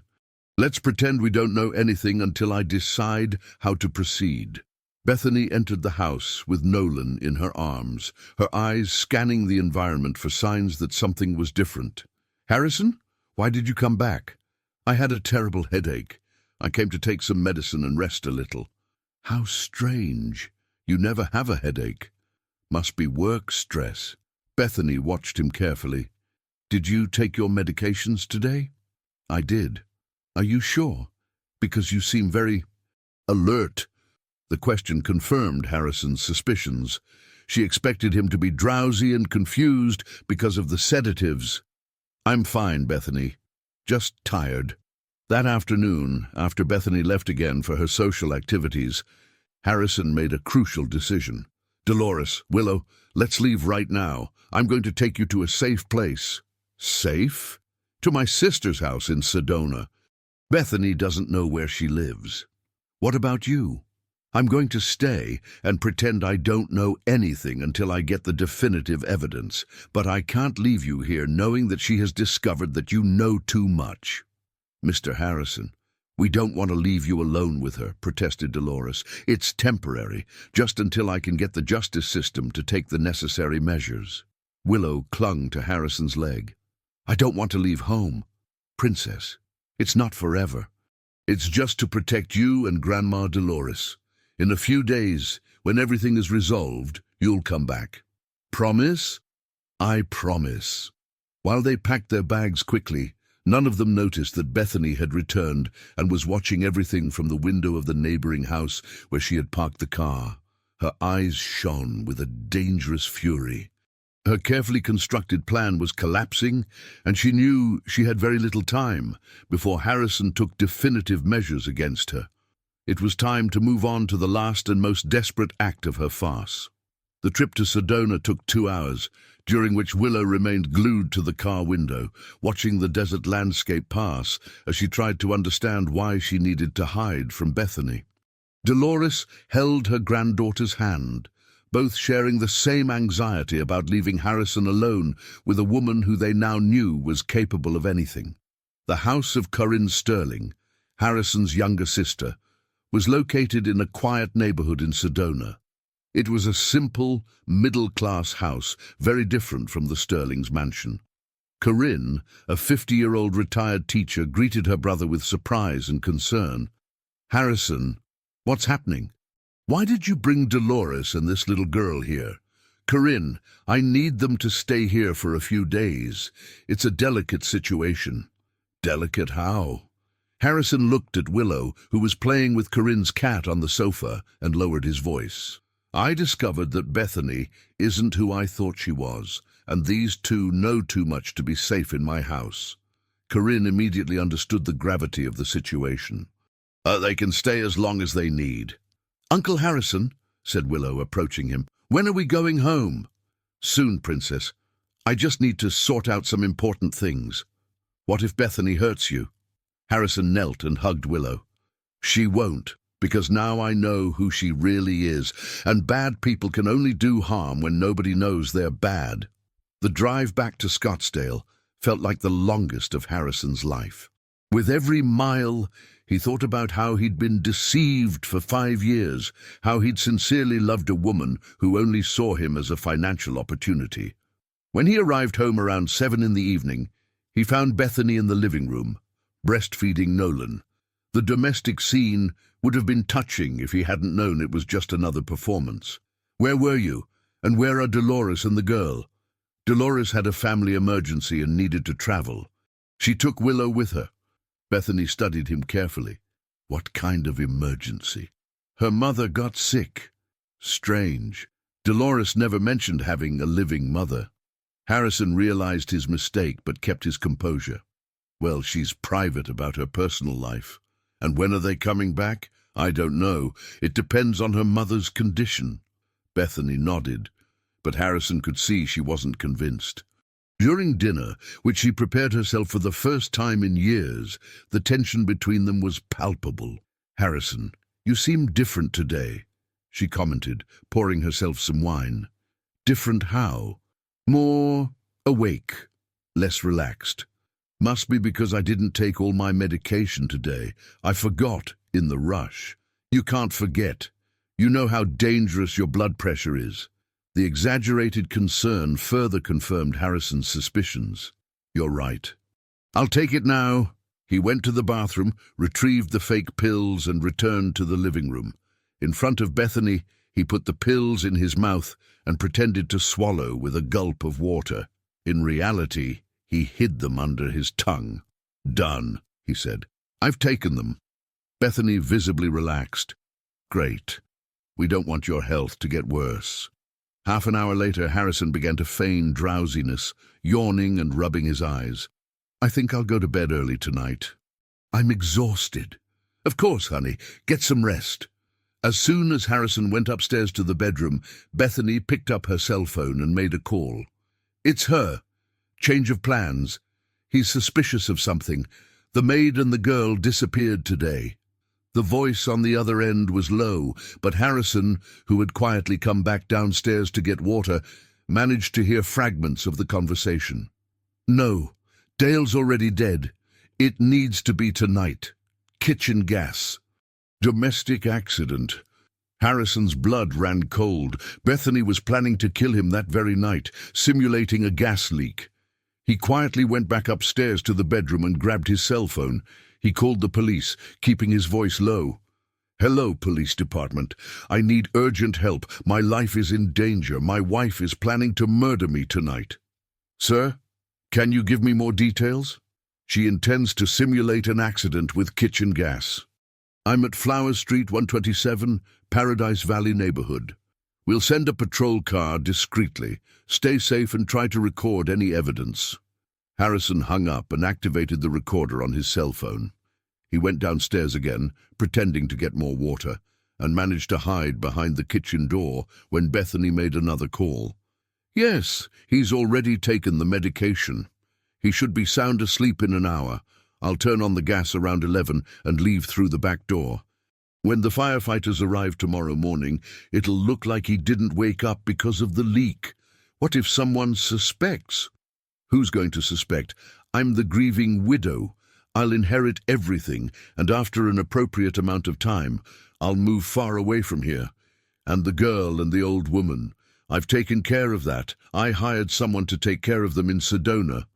Harrison almost dropped his cell phone. Bethany hadn't only planned to kill him, she'd found out where Dolores and Willow were and hired assassins to eliminate the witnesses. He ran upstairs to the bedroom and called Corinne. "Corinne, listen carefully to what I'm going to tell you. Get out of the house right now. Take Dolores and Willow to a hotel and don't tell anyone where you are." "Harrison, what's happening?" "Bethany found out where you are and hired people to hurt them. Get out now." "But now, Corinne. And call the Sedona police." At 10:30 that night, Harrison heard Bethany coming upstairs. He pretended to be sound asleep when she entered the room and watched him for a few minutes. "Harrison?" she called softly. He didn't respond, keeping his breathing regular and deep. Satisfied that he was unconscious from the sedatives, Bethany went downstairs to the kitchen. Harrison silently followed her, hiding in the hallway. Through the glass in the door, he could see her opening all the stove burners without lighting them. The smell of gas began to spread throughout the house. Bethany also opened the main valve on the propane tank, ensuring the leak would be massive. Then she left through the back door, leaving it ajar to create a draft that would spread the gas more quickly. Harrison waited until he was sure she was gone, then ran to the kitchen and closed all the stove burners and the tank valve. He opened all the windows in the house to dissipate the accumulated gas. That's when he saw the headlights of the police car approaching silently down the street. Detective Harding and 2 officers entered the house carefully. "Mr. Sterling, where's your wife?" "She fled through the back after trying to kill me with kitchen gas. I have it all recorded." Harrison showed the recording of Bethany's phone conversations confessing her plans. The officers listened with expressions of shock. "We'll look for her," the detective said. "She couldn't have gone far." But when they searched the area, they discovered that Bethany's car had disappeared. She had fled, taking Nolan with her. "She took the baby," Harrison said, desperate. "We'll issue an alert for all exits from the city," the detective assured him. That night, while the police were looking for Bethany, Harrison received a call from Corinne confirming that she, Dolores, and Willow were safe in a hotel in Sedona, protected by the local police. "The people Bethany sent were arrested when they arrived at my house," Corinne said. "The police were waiting." "And Willow? How is she?" "Scared, but safe. She wants to talk to you." Willow's small voice echoed through the phone. "Uncle Harrison, are you okay?" "I'm okay, Princess." "And you?" "I'm scared, but Grandma Dolores is taking care of me. You'll be back home soon, I promise." "And baby Nolan, is he safe?" Willow's question deeply touched Harrison. Even after discovering that Nolan wasn't his biological son, and even knowing that the child represented Bethany's betrayal, he still genuinely cared about the baby's well-being. "We'll find him, Princess. And when we do, we'll be a real family, you, me, Grandma Dolores, and Nolan. Even though he's not your blood son?" "Even so. Family isn't about blood, remember? It's about love." As he spoke to Willow, Harrison looked out the living room window, watching the police officers searching the property for clues about Bethany's whereabouts. He knew the battle wasn't over, but for the first time in months, he felt he had true allies by his side. The girl who had saved his life on the abandoned tracks had become much more than a refugee in his home. She had become the daughter he had always wanted, and now, together, they would face the final consequences of Bethany's betrayal. 3 days had passed since Bethany's escape, and the police still hadn't found any trace of her or Nolan. Harrison could barely sleep, tormented by worry for the baby he loved as his own son, regardless of the betrayal he represented. Dolores and Willow had returned home, but the atmosphere in the mansion was heavy with the tension of the search. That Thursday morning, the private investigator Harrison had hired, Dr. Perry Lancaster, arrived with information that would change everything once again. "Mr. Sterling, I've discovered something important about Rose Evans, Willow's mother." Dolores, who was serving coffee, almost dropped the tray. Willow, who was playing on the living room floor, immediately looked up upon hearing her mother's name. "What did you find out?" Harrison asked. "Rose Evans is alive. She works as a nurse at St. Jude's Hospital in San Diego." The silence that followed was absolute. Dolores leaned against the wall, tears beginning to stream down her face. Willow froze, trying to process the information that her mother, whom she believed had passed away, was alive. How is that possible?" Dolores murmured. "According to my contacts at the hospital, she's worked there for 4 years. She uses the name Rose Evans now, probably to hide from someone." "Hide from whom?" Harrison asked. "That's what we're going to find out. But, sir, there's something more. When I mentioned the name Willow Evans to my source at the hospital, she said that Rose always asks about a daughter with that name. Apparently, She never stopped looking. Willow slowly stood up, approaching the adults. My mom is alive, and she's looking for me? It seems so, my dear, said Dr. Lancaster gently. Dolores sat down heavily in a chair. Why didn't she ever come home? Why didn't she ever look for me? That's what I need to investigate, but I can arrange a meeting if everyone agrees. Harrison looked at Willow, seeing the mixture of hope and fear in the girl's eyes. Princess, would you like to see your mother? I would, but what if she doesn't like me anymore? I've changed a lot. Mothers always love their children, said Dolores, wiping away her tears, no matter how much time passes. What if she wants to take me away from you? The question everyone feared had been asked. Harrison knelt in front of Willow. If your mother wants to take you, we'll talk to her. We'll explain that you have a family here too that loves you very much. And maybe we can find a way for everyone to stay together. Dr. Lancaster spoke up. Mr. Sterling, there's one more thing. I found out why Rose is hiding. She fled from a man named Jerry Poole, who was her boyfriend for 2 years. Apparently he constantly threatened her and even assaulted her several times. And where is this man now? Harrison asked, feeling a fury rise in his chest. In jail for 6 months for domestic violence against another woman. He was sentenced to 3 years in prison. So Rose is safe now. Yes, and according to my source, she doesn't know Jerry was arrested. She still lives in fear. Harrison made a quick decision. Dr. Lancaster, I want you to arrange a meeting, but on neutral ground, where Rose feels safe. I can suggest the hospital where she works. It's a familiar environment for her. Dolores spoke, her voice trembling with emotion. Can I go with you?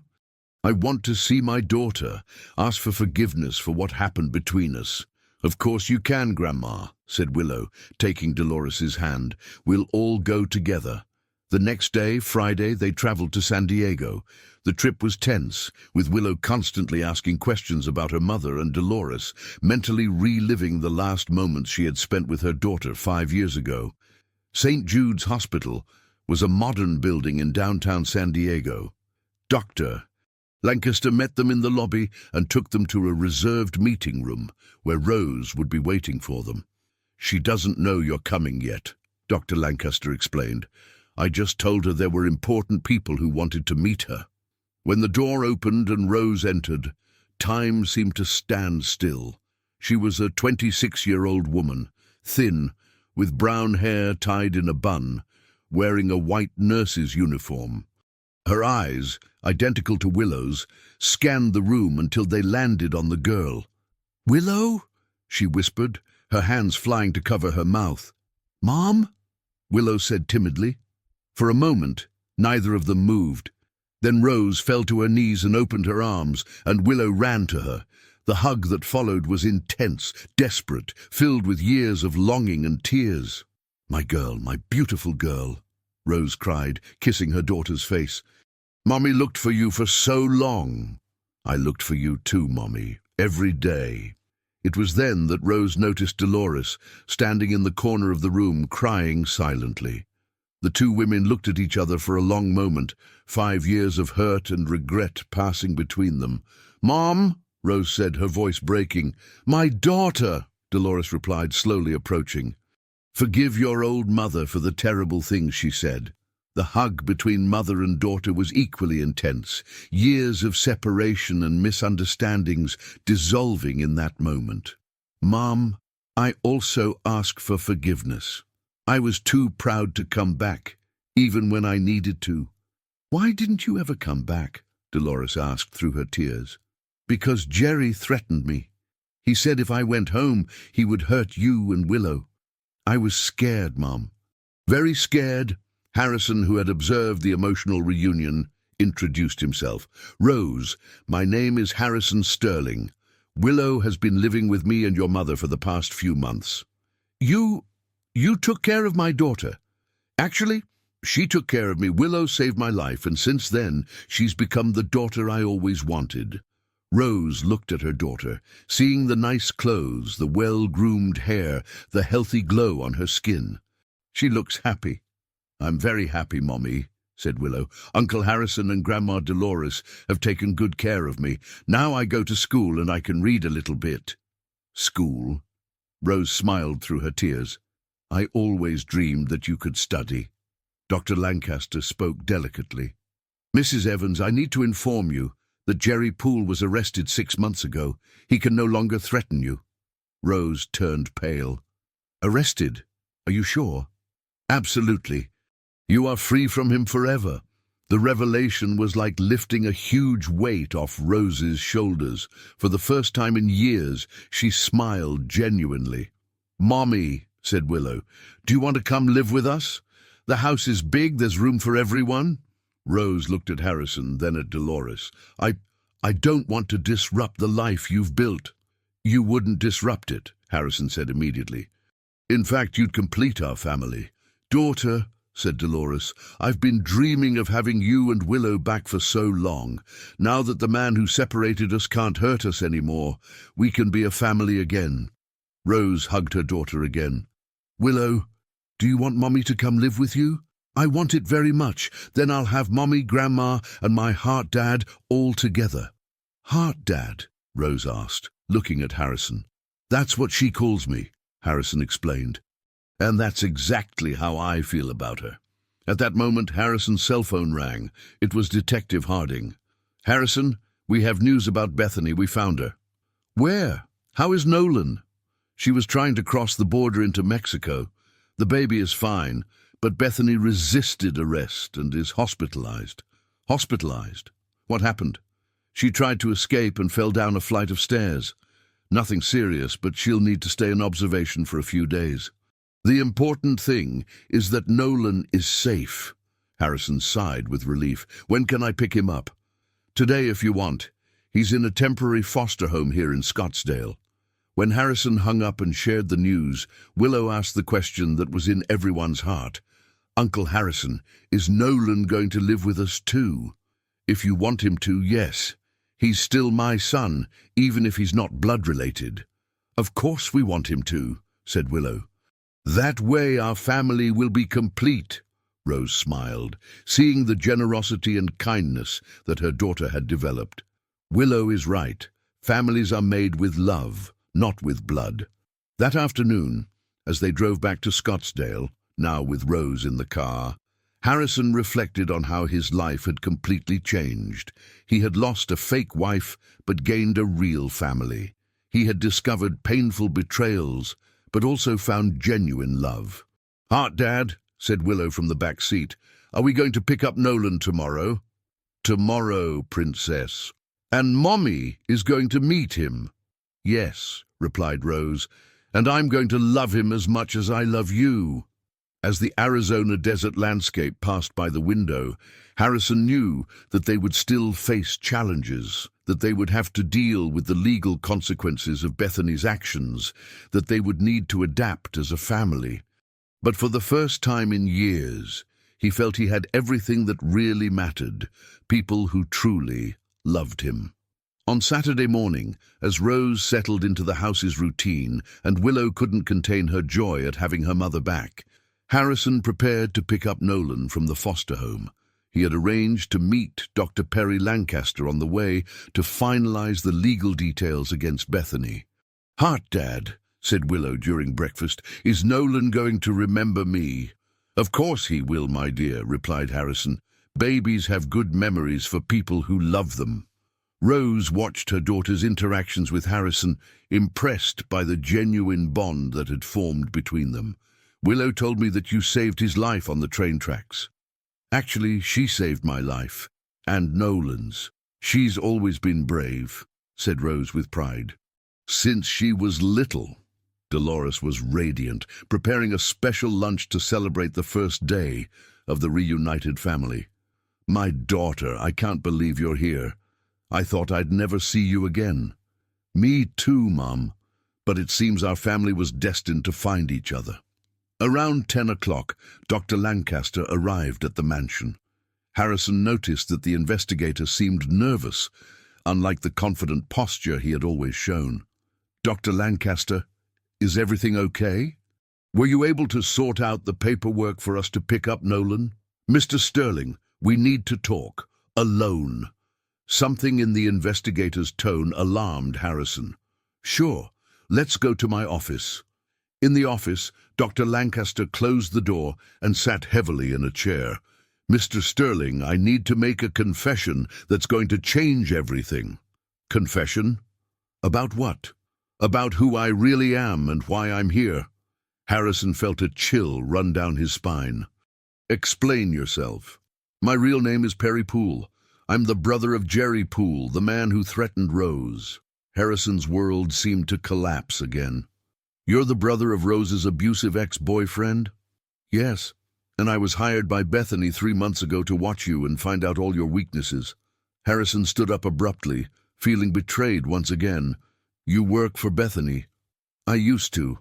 But everything changed when I met your family, especially Willow. What do you mean? Doctor Lancaster, or Perry, took a deep breath. Bethany hired me because I was an expert in finding missing people. She knew about Rose's past through Dale, who had investigated Dolores's family when she was hired 15 years ago. Dale investigated Dolores? Yes. Bethany always distrusted very dedicated employees. She found out that Dolores had a missing daughter named Rose and a possible granddaughter. It was information she kept to use when needed. Harrison sat down again, trying to process the complexity of Bethany's manipulation. And what were you supposed to do exactly? Initially, I was supposed to find Rose and blackmail her to gain control over Dolores. If Dolores knew that her daughter was alive but in danger, she would do anything Bethany told her to. But you didn't do that. No, because when I actually found Rose and discovered the whole story, I realized that my brother Jerry had destroyed her life. And when I saw the genuine love between you, Willow, and Dolores, I couldn't carry out the mission. Why are you telling me this now? Because Bethany isn't in custody like the police said. She escaped from the hospital last night. Harrison's blood ran cold. How did she escape? She bribed an employee. She's free, and she knows that I betrayed her. She's coming here. And Nolan. Nolan was never in a foster home. Bethany has the baby hidden in a location that only she and an accomplice know. Harrison stood up again, this time with fury. You lied about everything. My son may be in danger because of you. I know, and I apologize, but now I want to help fix this. I know where Bethany might be hiding. Where? In an abandoned farm 15 miles from here, owned by a cousin of Dale. It's an isolated place, perfect for hiding. Harrison picked up the phone to call the police, but Perry interrupted him. Wait. If we call the police now, Bethany might hurt the baby. She's desperate and has nothing left to lose. Then what do you suggest? That I go first, alone. She still thinks I work for her. I can locate Nolan and make sure he's safe before the police arrive. Harrison hesitated. Trusting someone who had lied to him again seemed crazy. How do I know this isn't another trap? Because, said Perry, taking a document from his pocket, I brought this. It was a written confession detailing Bethany's entire plan, including her participation in the attempted murder of Harrison and the gradual poisoning with sedatives. I wrote everything down. If something happens to me, you have enough evidence to incriminate Bethany definitively. At that moment, Dolores knocked on the office door. Mr. Sterling, there's someone on the phone saying they're from the police. Harrison answered the call. It was a voice he didn't recognize. Mr. Sterling, your wife is here with us and wants to make a deal. Who are you? Where is Detective Harding? The detective can't answer right now. Your wife says she has important information about where the baby is, but she'll only talk to you personally. Where? At the old brick factory on the Orchard Road. Come alone in an hour. The call was cut off. Harrison looked at Perry with suspicion. Another convenient coincidence? It's not a coincidence. It's an obvious trap. Bethany wants you away from home so she can get to the women. As if to confirm Perry's words, Harrison's cell phone rang again. This time, it was a number he recognized. Bethany. Hello, darling, said the sweet voice he had learned to hate. I missed you. Where is Nolan? Safe. For now. What do you want, Bethany? I want you to come meet me, alone, and bring that folder of documents you hid in the office safe. What folder? Don't play dumb. I know you found my documents, and I know you have evidence against me. Harrison looked at Perry, who was gesturing that it was a trap. If I go, will you release Nolan? If you come alone and bring the documents, yes. But if you bring the police or anyone else, what? Nolan will pay for your mistake. The call was cut off again. Harrison panicked, torn between protecting his current family and saving the baby he considered his son. She's bluffing, Perry said. Bethany wouldn't hurt Nolan. He's her son. But she would hurt him to control me.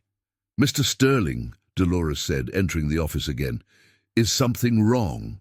The girls are scared. Dolores, take Rose and Willow to the safest room in the house and lock the door. Don't open it for anyone but me. What's happening? Rose appeared at the office door with Willow clinging to her hand.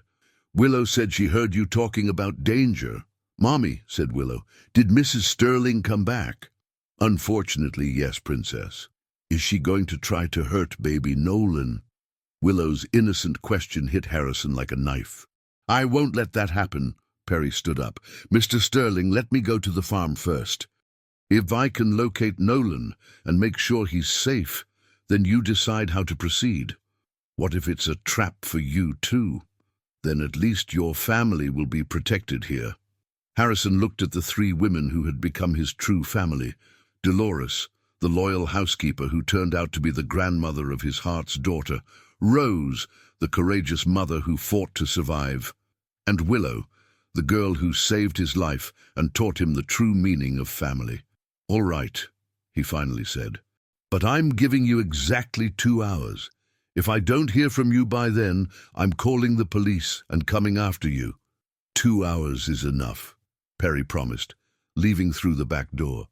As he watched the investigator walk away, Harrison couldn't help but wonder if he had just made the biggest mistake of his life, trusting someone who had already betrayed him once.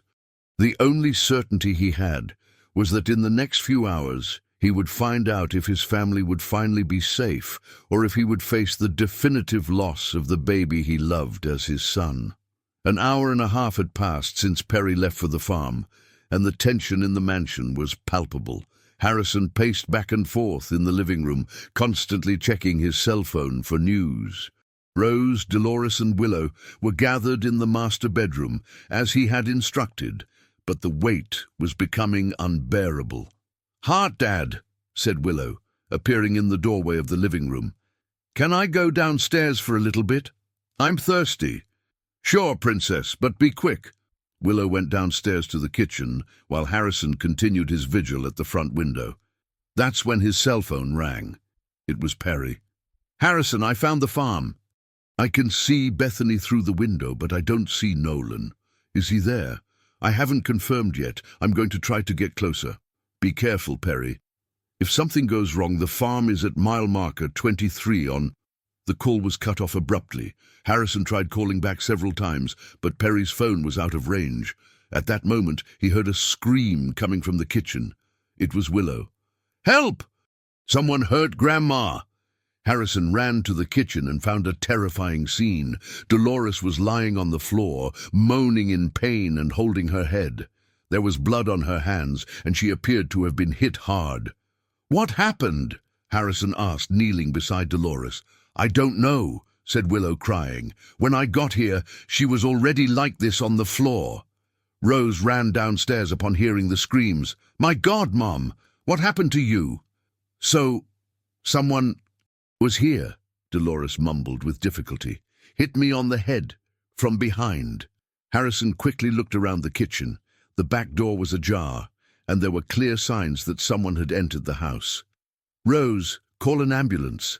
Dolores may have a concussion." "No," Dolores said, trying to get up with difficulty. It's not that bad, just a bump." "Grandma, who did this to you?" Willow asked, holding Dolores's hand. "I didn't see the face. Person hooded?" Harrison helped Dolores sit in a chair and examined the wound. It was a superficial cut, but it had bled a lot. "Why would someone do this? What did they want?"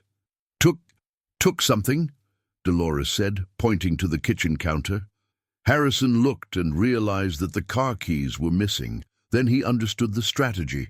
Someone had entered the house to steal the keys, leaving him without transportation to get to Nolan.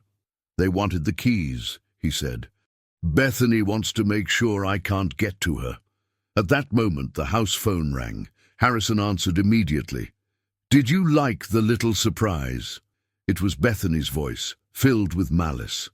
What did you do to Dolores? I just sent someone to deliver a message.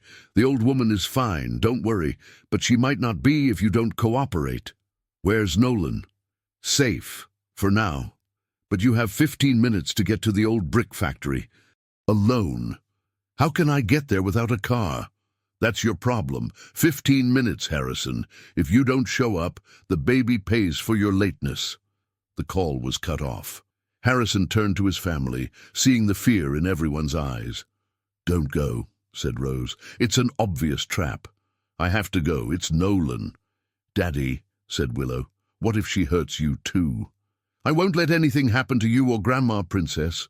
I promise. Harrison grabbed his cell phone and called a taxi, but found out that it would take at least 20 minutes to arrive. Too long. I'll have to go on foot, he said, checking the route on his cell phone map. It's 2.5 miles. I can run there in 15 minutes. Mr. Sterling, said Dolores, still holding her head, don't let her win. I won't. Harrison kissed Willow on the forehead, hugged Rose, and shook Dolores's hand. Lock all the doors after I leave, and if anyone comes back here, call the police immediately. He ran out the front door, determined to reach the factory in the allotted time. What he didn't know was that the attack on Dolores had been just a distraction. Bethany's real objective was much more sinister. 5 minutes after Harrison left, the phone rang again. Rose answered, thinking it might be him. Rose Evans, said a female voice she didn't recognize. Yes? You were very naive to think you would be safe. Who are you? Someone who knows all your secrets, including the fact that Jerry isn't really in prison. Rose's blood ran cold. What do you mean? Jerry was released a week ago for good behavior, and he knows exactly where you are now. The call was cut off, leaving Rose in total panic. If Jerry was free and knew where she was, it meant that not only was Willow in danger, but the entire family. What's wrong, Mommy? Willow asked, noticing the despair on her mother's face. Nothing, my dear. Everything will be okay. But Rose knew she was lying. She immediately called the police, but the line was busy. She tried Harrison's cell phone, but couldn't get a connection either. Dolores, she said, I need to get out of here with Willow, now. Why? What happened? Rose told her about the call, and Dolores, even injured, immediately understood the gravity of the situation. Let's go to the neighbor's house. Mrs. Olson will help us. They headed for the front door, but when Rose opened it, she found a tall, thin man standing on the porch. It was exactly how she remembered Jerry, the same cold eyes, the same cruel smile. Hello, Rose, I've missed you. Rose quickly slammed the door and ran back, pushing Willow and Dolores toward the back of the house. It's him, she said, panicking. It's Jerry. The sound of glass breaking echoed through the house. Jerry had broken the living room window and was coming in. Run! Dolores shouted, even injured. Get out through the back! They ran to the back door, but when they got there, they found another man waiting, an accomplice of Jerry. They were surrounded. Mommy, Willow whispered, are we trapped? Rose hugged her daughter tightly, knowing that the moment she had feared for 5 years had arrived. Jerry had finally found her, and this time there was nowhere to run. Rose, Jerry shouted from inside the house, stop running, you know you can't escape. Dolores, even wounded and dizzy, positioned herself in front of Rose and Willow. I won't let you hurt my daughter and my granddaughter. Grandma, no, said Willow. You're hurt. I'm well enough to protect you. The sound of Jerry's approaching footsteps echoed through the house. In a few minutes, he would reach them. Rose, Dolores said, there's a phone hidden in the kitchen cabinet. Police emergency number. Try to call while I buy time. Dolores grabbed a knife from the kitchen and positioned herself between her family and the approaching threat. For the second time in a few months, an elderly woman was preparing to defend a child with her own life. "Found you," Jerry said, appearing in the kitchen doorway with a diabolical smile. "Now we're going to have a very interesting conversation about the future of our family." The nightmare that Rose had fled for 5 years was finally becoming a reality, and Harrison was too far away to help. Everything now depended on the courage of 3 women: a terrified mother, an injured grandmother, and a 4-year-old girl who had already faced more horror than any child should know. As Jerry approached the 3 women cornered in the kitchen, Harrison arrived breathless at the old brick factory. The abandoned building was in ruins, with broken windows and walls peeling with time. There were no signs of life, no parked cars, no suspicious movement. "Bethany!" he shouted, his voice echoing through the empty space. "I'm here! Where's Nolan?" Total silence. Harrison walked carefully among the rubble, looking for signs that someone had been there recently. That's when his cell phone rang. "Congratulations, Harrison. You fell right into the trap. Bethany, where are you? Where's my son?" "Your son?" She laughed coldly. "Nolan was never your son, and now he'll never be anyone's." "What do you mean?" "I mean you lost everything. Your company, your family, and now you're going to lose your life." "Where's Nolan?" "In a safe place, far away from you. And when you're dead, I'm going to raise him far away from here, where no one can question our story." Harrison understood that he had been completely deceived. Bethany never intended to trade Nolan for his life. She wanted both. "You're not going to get away with this," he said. "The police know everything. The police don't know anything, and when they find your body, they'll think it was an accident."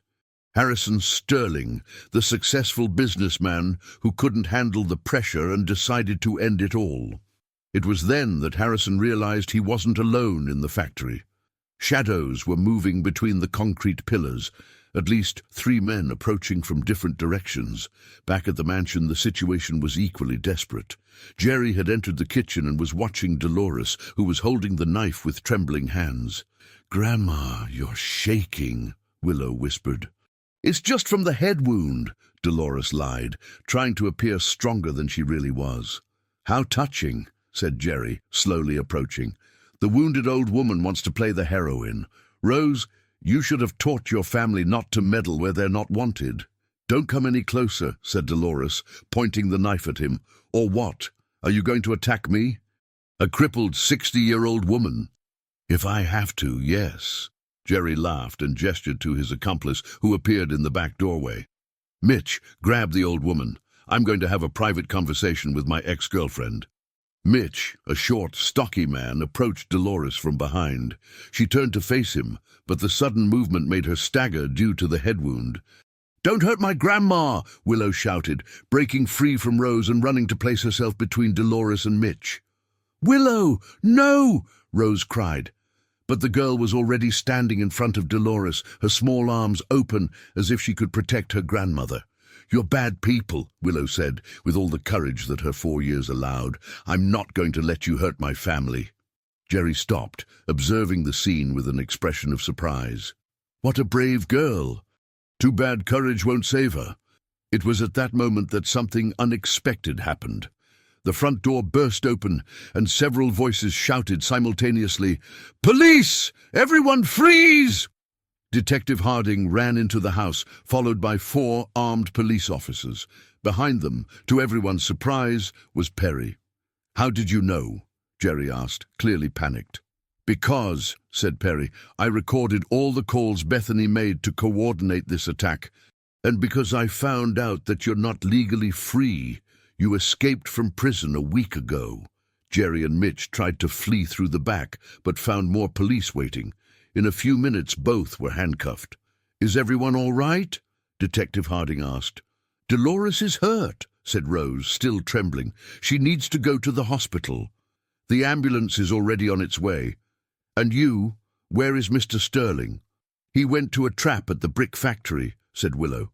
"Mrs. Sterling told him to go there." The detective immediately communicated by radio, sending reinforcements to the factory. Perry approached Rose. "Mom, I apologize for all the suffering my family caused. My brother is a dangerous man, and I should have stopped this a long time ago." "You saved us," said Rose. "How did you manage to get here in time?" "When I lost contact with Harrison, I realized something was wrong.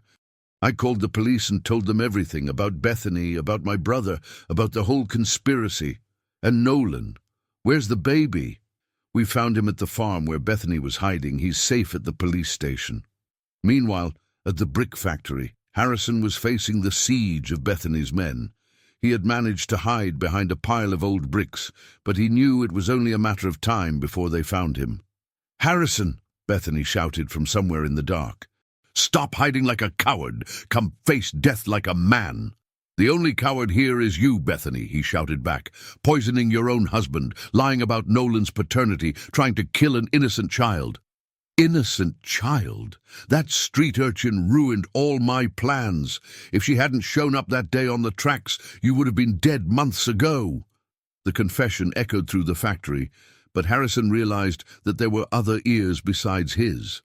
Flashlight beams began to appear in the broken windows. "Police! Drop your weapons!" The sound of gunfire echoed through the factory as Bethany's men tried to resist arrest.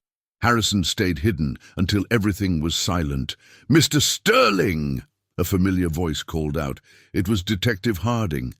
"I'm here," he replied, emerging from his hiding place. "Are you hurt?" "No. What about Bethany?"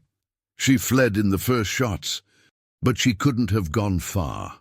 While the police searched the factory, Harrison received a call from Perry with the good news. His family was safe, Jerry had been arrested, and Nolan was waiting for him at the police station. "How's Dolores?" Harrison asked. "On her way to the hospital, but the doctors say she'll be fine. And Willow, sir, that girl is an angel. She put herself in front of her grandmother to protect her from 2 adult men." Harrison smiled through his tears. "She's always been brave." "Mr. Sterling," the detective said, approaching, "we found something interesting in the car that Bethany used to flee." "What?" "A fake birth certificate for Nolan with another father's name, and fake ID cards for her and the baby. She was planning to disappear forever." "Exactly, but we also found this." The detective showed him an envelope with Harrison's name on it. Inside was a written confession from Bethany, detailing all her crimes, including the attempted murder on the tracks. "Why would she write this?" Harrison asked. "Probably as insurance, in case something went wrong." "Or maybe," said Perry, "because deep down she knew she was going to get caught and wanted to make sure you knew the whole truth." 2 hours later, Harrison was at the police station, holding Nolan in his arms. The baby had cried a lot when he saw him, as if he knew he was finally safe. "He missed you," said the social worker who had taken care of him. He wouldn't stop crying. "Daddy's here now," Harrison whispered to the baby, "and we're never going to be separated again." Willow ran into the police station, followed by Rose. "Heart Dad, are you okay?" "I'm great, Princess. And you?" "Grandma Dolores is staying at the hospital just tonight. Tomorrow she's coming home. And the bad men? Arrested forever." Willow looked at Nolan in Harrison's arms. "Did he miss us too?" "A lot. Do you want to hold him?" Harrison carefully placed Nolan in Willow's arms, who hugged him with all the tenderness that an older sister could show. "Welcome back home, little brother," she said. At that moment, Detective Harding received a call on the radio. "Mr. Sterling, we captured Bethany at the bus station. She was trying to board a bus to Los Angeles with false documents. How did she react?" "She confessed everything, said she was tired of running." Harrison breathed a sigh of relief. Finally, after months of nightmares, his family was truly safe. "Dad," said Willow, "can we be happy forever now?" "Now we can, Princess. Now we can." As they left the police station, Harrison carrying Nolan, Willow holding hands with Rose, he looked at the starry Scottsdale sky and made a silent promise. He would never again allow anyone to threaten the family that fate had given him. 6 months had passed since the events that forever changed the lives of the Sterling family. The mansion, which once housed secrets and lies, now echoed with genuine laughter and affectionate conversations. It was a sunny morning in October when Willow, now 5 years old, woke up early to help Dolores prepare the special breakfast. "Grandma, did the doctor say you're completely healed?" Willow asked, measuring the flour for the powdered biscuits that had become a family tradition. "Completely, my granddaughter. That blow to the head didn't leave any after-effects. Your grandma is hard-headed," Dolores joked, who had fully recovered and was even more affectionate with the family. Rose entered the kitchen carrying Nolan, who now at 9 months was already trying to crawl and babbling his first words. The baby had become the darling of the house, especially of Willow, who had taken on the role of older sister with impressive dedication. "Good morning, my beautiful family," said Rose, kissing Willow on the forehead. "Did you sleep well?" "I did, and I dreamed that we were birds flying all together." "What a beautiful dream," said Rose, watching how her daughter had transformed. Willow was now a confident child, spoke fluently, read short sentences, and demonstrated an intelligence that impressed her school teachers. Harrison came down for breakfast wearing casual clothes. He had completely changed his lifestyle after the traumatic events. The company continued to thrive, but he had hired competent managers to take care of the day-to-day operations, allowing himself to be more present for his family. "Good morning, my beloved family," he said, kissing Rose and picking up Nolan. "So, Princess, excited for today's outing?" "Very excited," Willow exclaimed. "Are we really going to visit the new school?" "Yes, we are. Maria Montessori School has a special teaching method that will help you develop your full potential." Rose had suggested the school change after some episodes of bullying that still happened occasionally at the previous school. The new institution had a more humanized and inclusive approach, perfect for a child with Willow's history. "And then, are we going to see the new house?" Dolores asked. "We are," Harrison confirmed. "The architect said it turned out exactly as we planned." The family had decided to move out of the mansion, which carried many painful memories. The new house, smaller but cozier, was being built in a quiet neighborhood, with a large backyard where the children could play freely. During breakfast, the phone rang. It was Dr. Owen Price, the lawyer who was handling the case against Bethany. "Harrison, I have good news. Bethany was sentenced to 12 years in prison for attempted murder, document forgery, and other crimes. There is no possibility of appeal. And Jerry? 15 years. The attempted assaults on the family added to the escape from prison resulted in a heavy sentence." "Great. And what about the adoption?" "Process finalized. Willow is officially your daughter before the law. And Nolan too, even though he is not your biological son. Since Bethany lost parental rights, you can legally adopt him." Harrison thanked him and hung up with a radiant smile. "Girls, did you hear? Now we're officially a family before the law." Willow jumped for joy. "Can I call you Daddy for real now?" "You always could, Princess, but now it's on paper too." Rose hugged Harrison. "Thank you for giving my daughter a real family. And for me too. Thank you for teaching me what really matters in life." Around 10 o'clock, they left for the promised outing. First, they visited Maria Montessori School, where Willow was delighted with the colorful rooms, the library full of illustrated books, and especially with the garden, where children learned to plant and care for vegetables. "Can I plant tomatoes, Dad?" she asked, watching other children watering their seedlings. "You can plant whatever you want, Princess." The school principal, Mrs. Abigail, a gentle lady in her 50s, spoke at length with Harrison and Rose about Willow's background. "Children who have experienced trauma sometimes develop a special sensitivity to help others," she explained. "Willow could become a great leader in the future." "She already is," Harrison said proudly. After school, they visited the new house. It was a one-story building with 4 bedrooms, a spacious living room, and an open-plan kitchen. What was most striking was the backyard, a green space with fruit trees, a wooden playground, and a flower bed prepared especially for Willow to grow her plants. "It's perfect," Rose said, watching her daughter run around the backyard. "Grandma, look, there's a tree house," Willow shouted, pointing to a small wooden house built among the branches of an old oak tree. "It's your secret house," Harrison said, "for when you want to be alone or play with your friends." Nolan, in Dolores's arms, babbled and pointed at the birds flying around the backyard. Willow ran to them. "Grandma, teach Nolan how to say birdie?" "Sure, my granddaughter, birdie," Dolores said slowly. "Baba," Nolan tried, making everyone laugh. "Almost, little brother." "You'll get it," Willow said, kissing the baby's cheek. That afternoon, while Willow played in the backyard and Nolan slept, Harrison and Rose talked about the future. "Sometimes I still can't believe everything that happened," Rose said. "A year ago, I was living in hiding, afraid, thinking I would never see my daughter again. And I was living in a gilded cage, married to a woman who wanted to kill me," Harrison replied. "Funny how the worst situations can lead us to the best discoveries. Willow brought us luck. Willow brought us love, and taught us that family isn't formed by chance. It's built with dedication." They watched Willow talking to the birds, as she always did. The girl had developed a special passion for observing and feeding the birds that visited the backyard.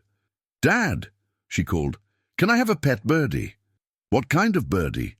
"I don't know. One that's hurt and needs care." Harrison smiled. It was so typical of Willow wanting to help an injured animal. "Let's see if we can find one that needs help." That night during dinner, Dolores made a special announcement. "I want to tell you something. I've decided to go back to school." "Study?" Willow asked. "Grandma's going to school too?" "I'm going to take a course to care for children. I want to help other children who have gone through difficult situations like you did." "What a wonderful idea, Mom," said Rose. "You have experience and love to offer. I learned a lot taking care of Willow these months. Now I want to use that knowledge to help other families." Harrison was moved by Dolores's generosity. "I'll finance that course and any project you want to develop." "Thank you, Mr. Sterling, but now you're my son-in-law." "You can call me Dolores, and I can call you son," she added, smiling. A month later, the family was officially settled in the new house. Willow had adapted perfectly to the new school and made several friends. Nolan was already crawling throughout the house and had spoken his first words, Mama, Dada, and to Willow's delight, Wee-wah, his attempt to say Willow. That Sunday afternoon, they were all in the backyard when an injured bird fell near the oak tree. Willow ran to help. "Dad, he's hurt on the wing." Harrison examined the robin, which had a small injury on its right wing. "We can take care of him until he's well." "Can we really?" "Of course. We'll take him to the vet tomorrow." Willow took care of the bird with impressive dedication, feeding him small fruits and talking to him as if he were a friend. In 2 weeks, the robin was completely recovered. "Now he can fly again," Harrison said on the day they released the bird. "But I'm going to miss him." "You will, but remember what you always told me about birds? That they need to be free to be happy."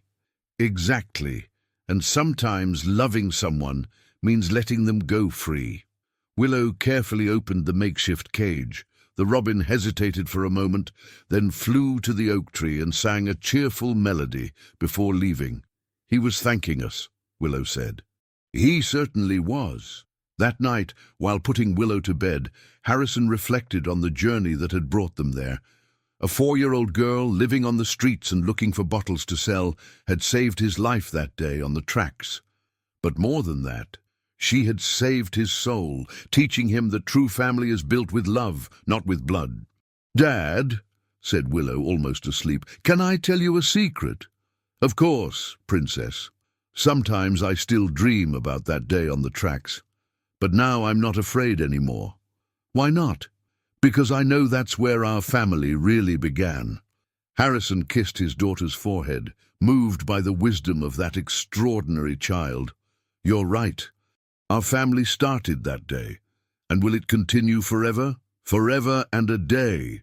When Willow fell asleep, Harrison went to the porch where Rose was waiting for him, watching the stars. "What are you thinking about?" she asked. "I'm thinking that a year ago I thought I had everything, but in reality I had nothing. Today I know I have everything that really matters." "What changed?" "I learned that wealth is not measured in money, but in people we love. I learned that family is not about blood, but about choice. And I learned that sometimes we need to lose everything to discover what is really worthwhile." Rose snuggled into Harrison's arms. "Willow taught us all of that." "Willow taught us to fly," Harrison said, looking at the starry Scottsdale sky. "And now we are all free birds, flying together." In the cozy house, Dolores tidied up the kitchen, humming a lullaby. In the children's room, Nolan slept peacefully in his crib, while Willow dreamed of colorful birds flying in freedom. The family that was formed through pain had found, finally, their well-deserved happiness. And somewhere in the universe, the forces of destiny smiled, knowing that they had brought together exactly the right people at the right time to create something truly special. A home built with unconditional love. If you liked this video, please subscribe to my channel. I promise to bring videos every day that will make your life happier. Comment on what you thought of my story, giving a rating from 0 to 10, and thank you very much.